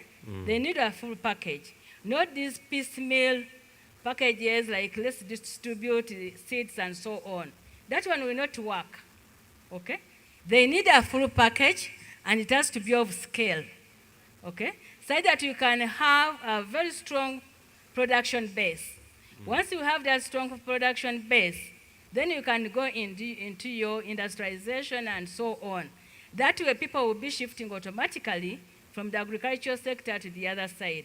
But you cannot talk about agro-processing without really working on the production side. So to me, I think I can also come back to ADB. We do really appreciate the investment in markets and so on, because when you walk along the roads, you see so many markets that have been built through the monies we get from ADB. But that was wasted investment, because we have not really worked on the production side. So I totally agree, I totally believe that we need to address the issues in the agricultural sector, and we address them in a coherent manner, not in a piecemeal manner, then we shall be able to get where we want to be. Okay. Thank you so much. That is Sarah. She always puts out things the way she sees them. So should we go back to the plan for modernization of agriculture, which was many years ago, which had all these pillars and whatever, or something of that nature that is more comprehensive? Maybe that's the way to go. So, Jacob, somebody asked you to account for your time at the National Youth Council, but I didn't bring you here to make accountability. You'll convene your own meeting to deal with that issue of how you deal with young people. But from the issues that you have heard discussed here, what are you taking away as a key point of reflection? Thank you, Richard. And it's interesting. I purpose to respond to Peter from the African Development Bank because his response was directly brought up against my observation. But I think there's been able response to that. And I think that the response generally is along the value chain of how we do agriculture in the country. Agriculture's potential to absorb the job necessity in this country is boundless.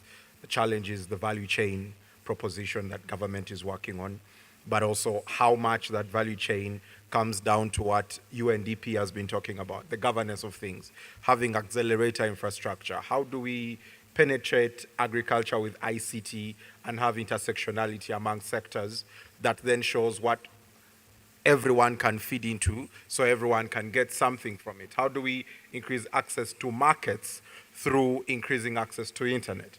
Where I come from in Kamuda, somewhere in Soroti district, I don't have a conversation on internet there because there is no school that talks about internet, but that is almost urban population, just outside, about 5 kilometers out of town. So I hope that that can be forwarded. But I think I should speak about my mandate, even if it's not accountability. What have we done? My brother, there are two challenges. One, when we came into the National Youth Council, this is our second year, we found that it's a very centralized system where we work at the national level, approach people at the national level, and do not disseminate. What we changed first was to decentralize that. And now we're being able to give capacity at the lower level to do their own monitoring. Why that is important is because unless the young people's force is tangible at the local government level, our voices at the national level don't have so much an effect. The same sits with government and decentralization. And so even for all special interest groups, unless you're presently active at where the rubber meets the road, at the village, at the parish level, you're not able to actually do anything. But secondly, we've ensured that government interventions do not forsake young people. What you're seeing in the parish development model is the work of the National Youth Council. Having the special interest groups represented at the parish committees is actually the National Youth Council's push work. The women benefited, the persons with disabilities benefited, but that was our work. Having quotas in that money to meet special interest capacity was the work of the National Youth Council. And so this is at policy level, but for that policy level to be implemented at the ground level, you need that structural capacity. How do you finance lower structures, but also how do you communicate to them? And I'm glad you gave one of the solutions, intensifying our engagement and communication capacity, which unfortunately is a budget issue. But we're working with partnerships to make sure that is better capacitated. But I hope decentralization starts it. We've now committed 30% of our annual budget to decentralized structure. So I don't touch that money. It goes directly to the district level, but it's far insufficient. And we're hoping that ministers and Mr. Enyimu here can understand the need when we talk to them over the next 2 weeks. Thank you so much. Okay, good. You have said many good things around what young people, and the good thing they are listening to you both on YouTube and also here. So I'm sure they'll be coming back to you on some of those issues. But one of the other things we have to talk about here is really about social protection, because our colleague Patrick is doing that at Parliament. And as you heard, there was a discussion from the floor around which way to go. Should we go the social protection way, the growth way? How do we deal with these issues of poverty? But what is the thinking at Parliament in terms of how they can be supportive to deal with these issues of poverty from a social protection perspective?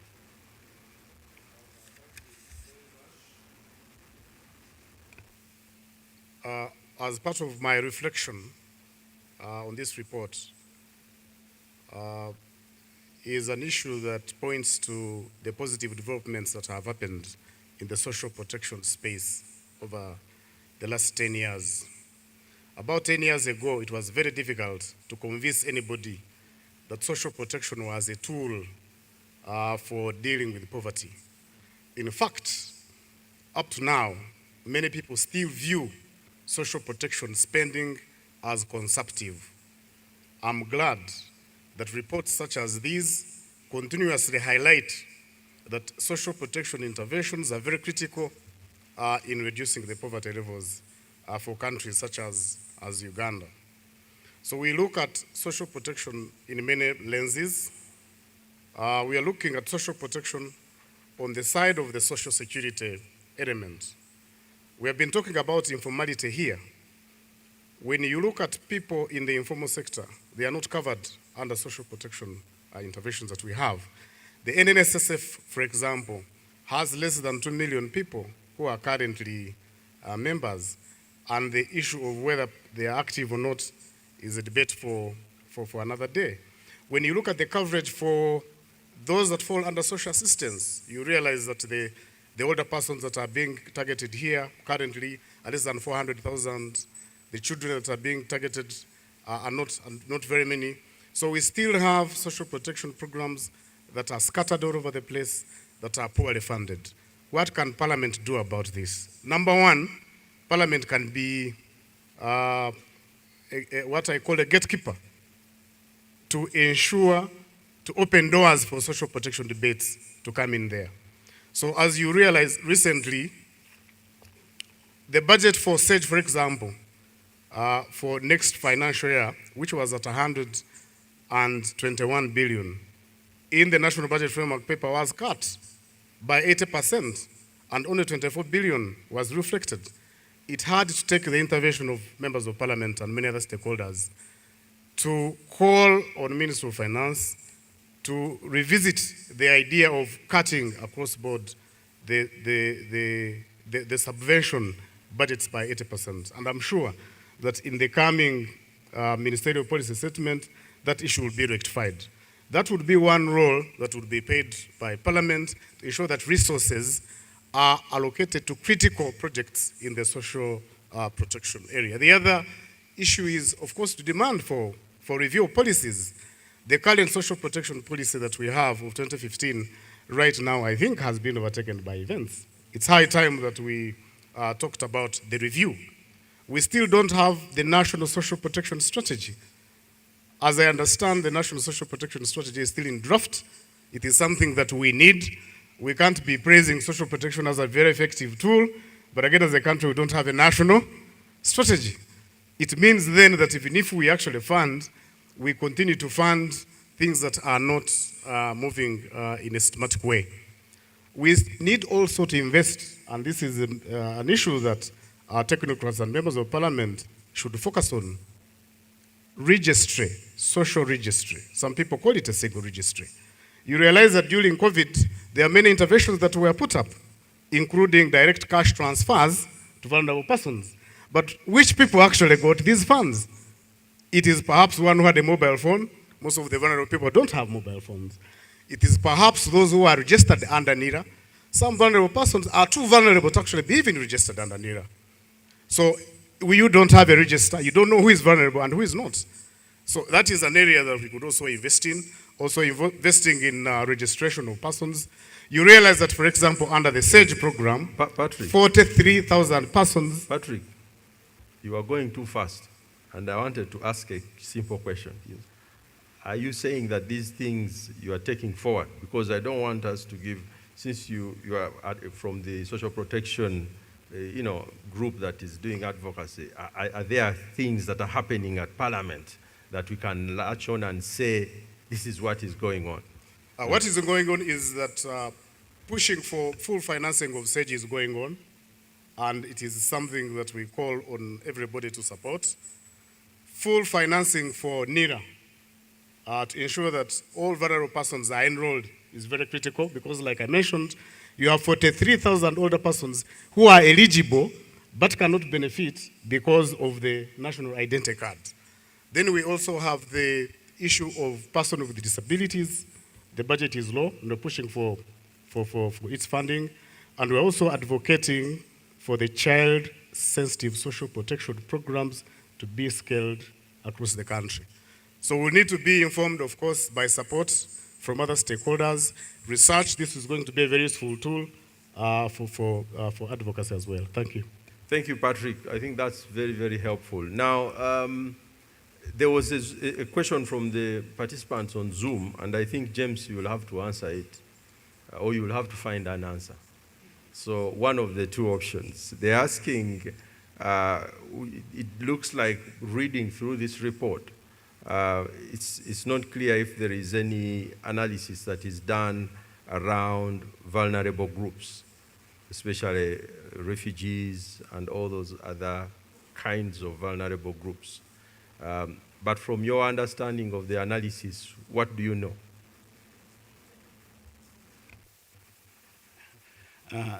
Thank you. But the report. You are concluding, Maria. Okay, refugees are also part of the vulnerable groups. And when one looks at the different vulnerable populations in the country, I think what it comes to is that, to me, what I see is that we need a lot of data, a lot of evidence to monitor all these interventions, these different vulnerable groups. The report may not be probably specific on refugees, but it broadly touches the vulnerable categories. But aside, we have done a number of studies, specifically on refugees, and even recently we have just finished data collection, looking at reproductive health issues under the demographic survey in the refugee settlement. So there is evidence that we can give in case the report doesn't provide sufficient areas for vulnerable groups. Related to that is really what I would sum up to say that, there are different vulnerable groups. And if we are to leave no one behind, we need to make sure that we account for all of them. But we can only do that if we have good data. And good data is expensive. And so it's not a one-off that you do it this year and wait for 5 years. It needs to be sustained. And so we need to invest in some of these to be able to tell a story and be able to track and identify the bottlenecks that will help us to lift these people out of that category of vulnerability. And maybe the other bit is, and from the discussion, what I see is, which also Dr. Sawanyara talked about and colleagues here, they are very good interventions, probably more or less targeting the same audience. There is a bit of overlap in terms of who they are targeting. But to what extent are these linked to be able to identify the total effect that these multiple interventions are contributing to the beneficiaries? So maybe, as Sarah put it, we need a package, but also for those that are existing, perhaps I think, what if we actually try to look up, for instance, those who are benefiting from SAGE, okay, as beneficiaries, which other program are they benefiting from? Or within that community, which opportunities exist that local leaders can help them to actually tap into? So that kind of linkage probably also need to explore where it doesn't exist. I thank you. Thank you, James. Thank you very much to all the panelists. Please give them a very big hand clap. Thank you for giving us those insights. There are questions that were posed and proposals that will go to Joseph. I don't know at what point you will speak, but there is one here. People want you to do more research. Somebody is asking about the contribution of infrastructure to poverty reduction, that you've had a huge investment in poverty in infrastructure as government. Have you done a study in this, or is this something to study? So that's one that has been said. And then somebody was asking, is the Ministry of Finance doing studies every year to inform the budget? So again, you will have to tell us, because at least from my knowledge, I know that something has been going on. And of course, there are the other three areas they asked you to work on: road accidents and poverty, cost of doing business, including traffic, and how much that is causing even much more vulnerability for people, and the issue around teenage pregnancy. I think the teenage pregnancy, UNFPA has just released the report. I was part of the people who did that work on teenage pregnancy and within this context of the COVID and recovery. Maybe when they have it out, you will also look. But clearly there is a severe issue that we have to deal with as a country. But ladies and gentlemen, with that, we want to sign off and give this back to Maurice to continue with the ushering us to the next level, which is lunch. Ladies and gentlemen, another round of applause for our panel, who are allowed to go and take their seats. Thank you very much, Richard, for ably moderating this session. We want to appreciate the panelists, Dr. Sarah Sewanyana. Round of applause, ladies and gentlemen. Let's be courteous. Mr. John Walugembe, Jacob Eyeru, James Mwonge, Patrick Chichoncho Katabazi, and Mr. Tom Bandervoigt. I hope I really haven't muddled your name, Tom. Ladies and gentlemen, please put your hands together for this very insightful panel.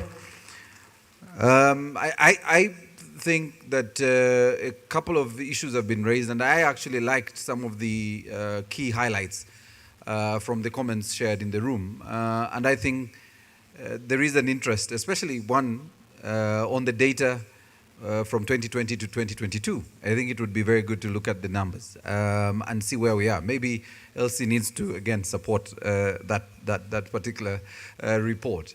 But also, I think there were some areas of intervention that some people were very keen to look at.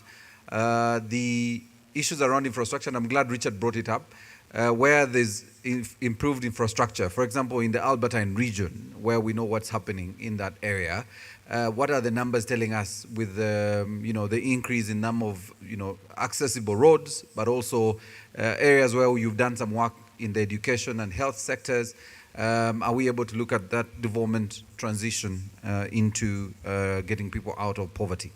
The questions, especially around social media, YouTube, and Zoom, were really around the special interest groups, and whether we are able to pick out the data on those areas that are affected, especially where the people in those groups have fallen back into poverty. What is it that we need to do as a government? But also the refugees, and I know Richard, I think, raised that question. Have we looked at that data? And what is it we're doing with the refugees and bringing the refugees into this conversation? So that, for me, was some of the highlights I picked, especially on social media and the conversation that was being followed online. So allow me to invite Joseph. You're coming to do the last word and the way forward. And then as a member of the Fourth Estate, mine is, how do we disseminate this information? How do we translate this data into actionable points for the NPA? And is the NPA going to pick some of this data to inform, for example, the review they're doing, the NDP3 review, midterm review that is ongoing? So those are the conversations we want to hear, Joseph. So you're welcome, Joseph.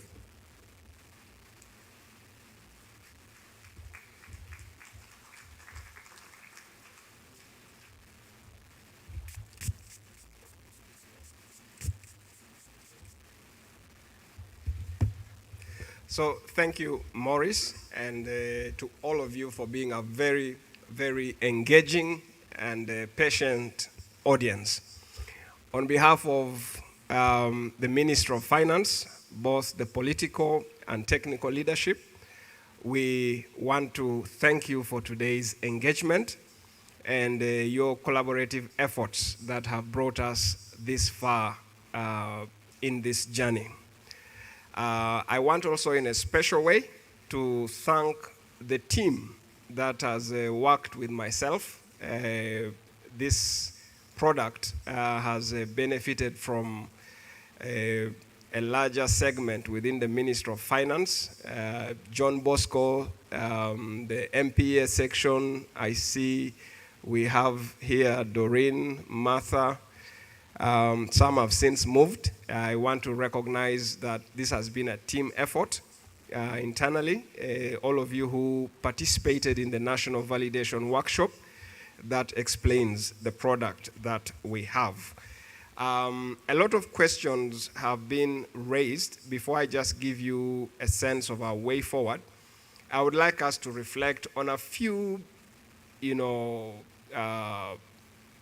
pillars. Number one, we are discussing this report in a context where 1 in 5 Ugandans is below the national income poverty line. That story was different 30 years ago. It was 1 in 2. What am I saying? Reducing poverty remains high on government's national development agenda, but it is no longer the sole development agenda item. The government of Uganda has more development agenda items than poverty reduction. At the Ministry of Finance, we have a vision. We are building a competitive economy for national development. A competitive economy has to deal with wider issues than the level of poverty. How do we boost our export competitiveness? Is a function of infrastructure, is a function of skills, is a function of institutions. I'm delighted that the infrastructure agenda has not been in vain. We have seen here that access to electricity, to roads, has impacted positively on poverty reduction. But there is more to development than reducing poverty. We have to compete on the international scene, and that means our businesses, the level of skills in our population must be at par with what other countries are doing. And so I do not want us to get sucked into one priority and lose sight of the bigger terrain that we have to navigate. I think the other thing we want to highlight here is the changing structure of how this poverty reduction agenda has been financed. You recall that there were days when almost more than 50% of our national budget was externally financed. That story has changed. A lot of the results we celebrate here today, we're able to celebrate them because Ugandans are paying their taxes. And I think that is something we should be proud of as a country. And so not only are we financing them through public investment, Uganda's level of savings, it's still low, but has made impressive progress. Today we are almost at the sub-Saharan African average of 20% of GDP. We used to be hovering around 10%, which means that the investment the private sector is making is because Ugandans are able to put aside some money to finance those investments. So those dynamics should be well appreciated as we discuss the challenges of today, that we have come a long way as a country, and we should be more grateful for this journey as we sort out the next problems. So what is the way forward? One, this is a very big report, but it's also very technical. And so working again with different segments of our partners, we are going to popularize this report, simplify it, but also distill the messages for different audiences. The other thing is cascade the intervention agenda to make sure that different people, as a ministry, I'm glad that both my PSST and the minister, very specifically, the PSST said we are here to listen. And my minister said you are witnesses here today of Uganda's commitment to a culture of evidence-based policy making. So the whole idea of research, investing in data, data-driven decisions, is something that we have to continue to push. We salute our Bureau of Statistics. And the fact that they are almost fully funded, I think actually are fully funded by GOU now. That in itself is a big success story. We thank our partners who handheld you to come this far. But as Ugandans, we can be proud that our taxpayers are fully financing our Bureau of Statistics. That is not a common story across the continent. So, ladies and gentlemen, thank you so much. We'll have your contacts and we'll be communicating any other specific opportunities for engagement with you. I want to wish you a very pleasant lunch experience. I hope the hotel will deliver to that expectation. And journey masses to your destinations. Please spread the evidence. Thank you very much, our partners at UNDP. It's been a joy journeying this far with you hand in hand, and we look forward to furthering that journey. Over to you, Maurice.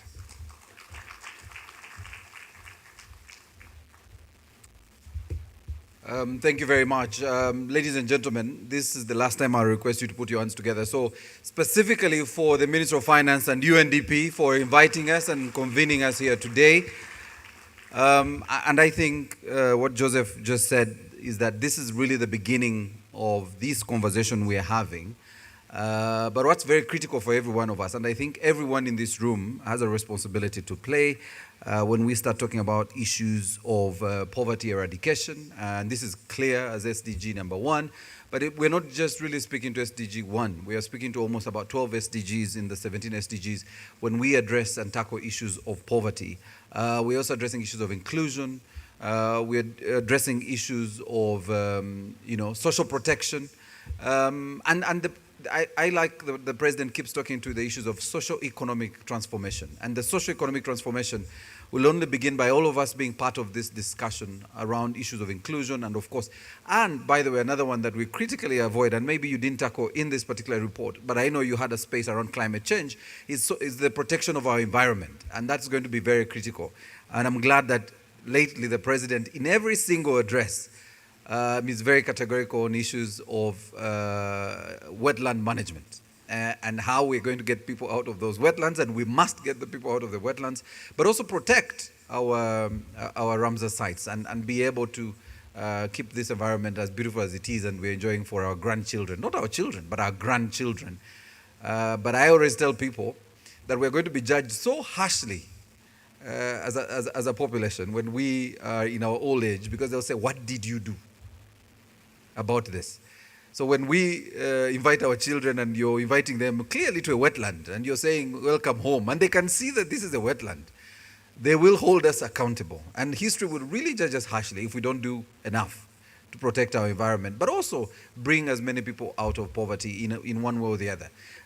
Joseph, interestingly, someone said, and I'm happy you're talking about dissemination of this information, what's the role of the religious leaders in this conversation? And I think we need to bring everyone on board. So the stakeholder engagements we are having across the board need to also include that very critical mass, religious leaders and our cultural leaders.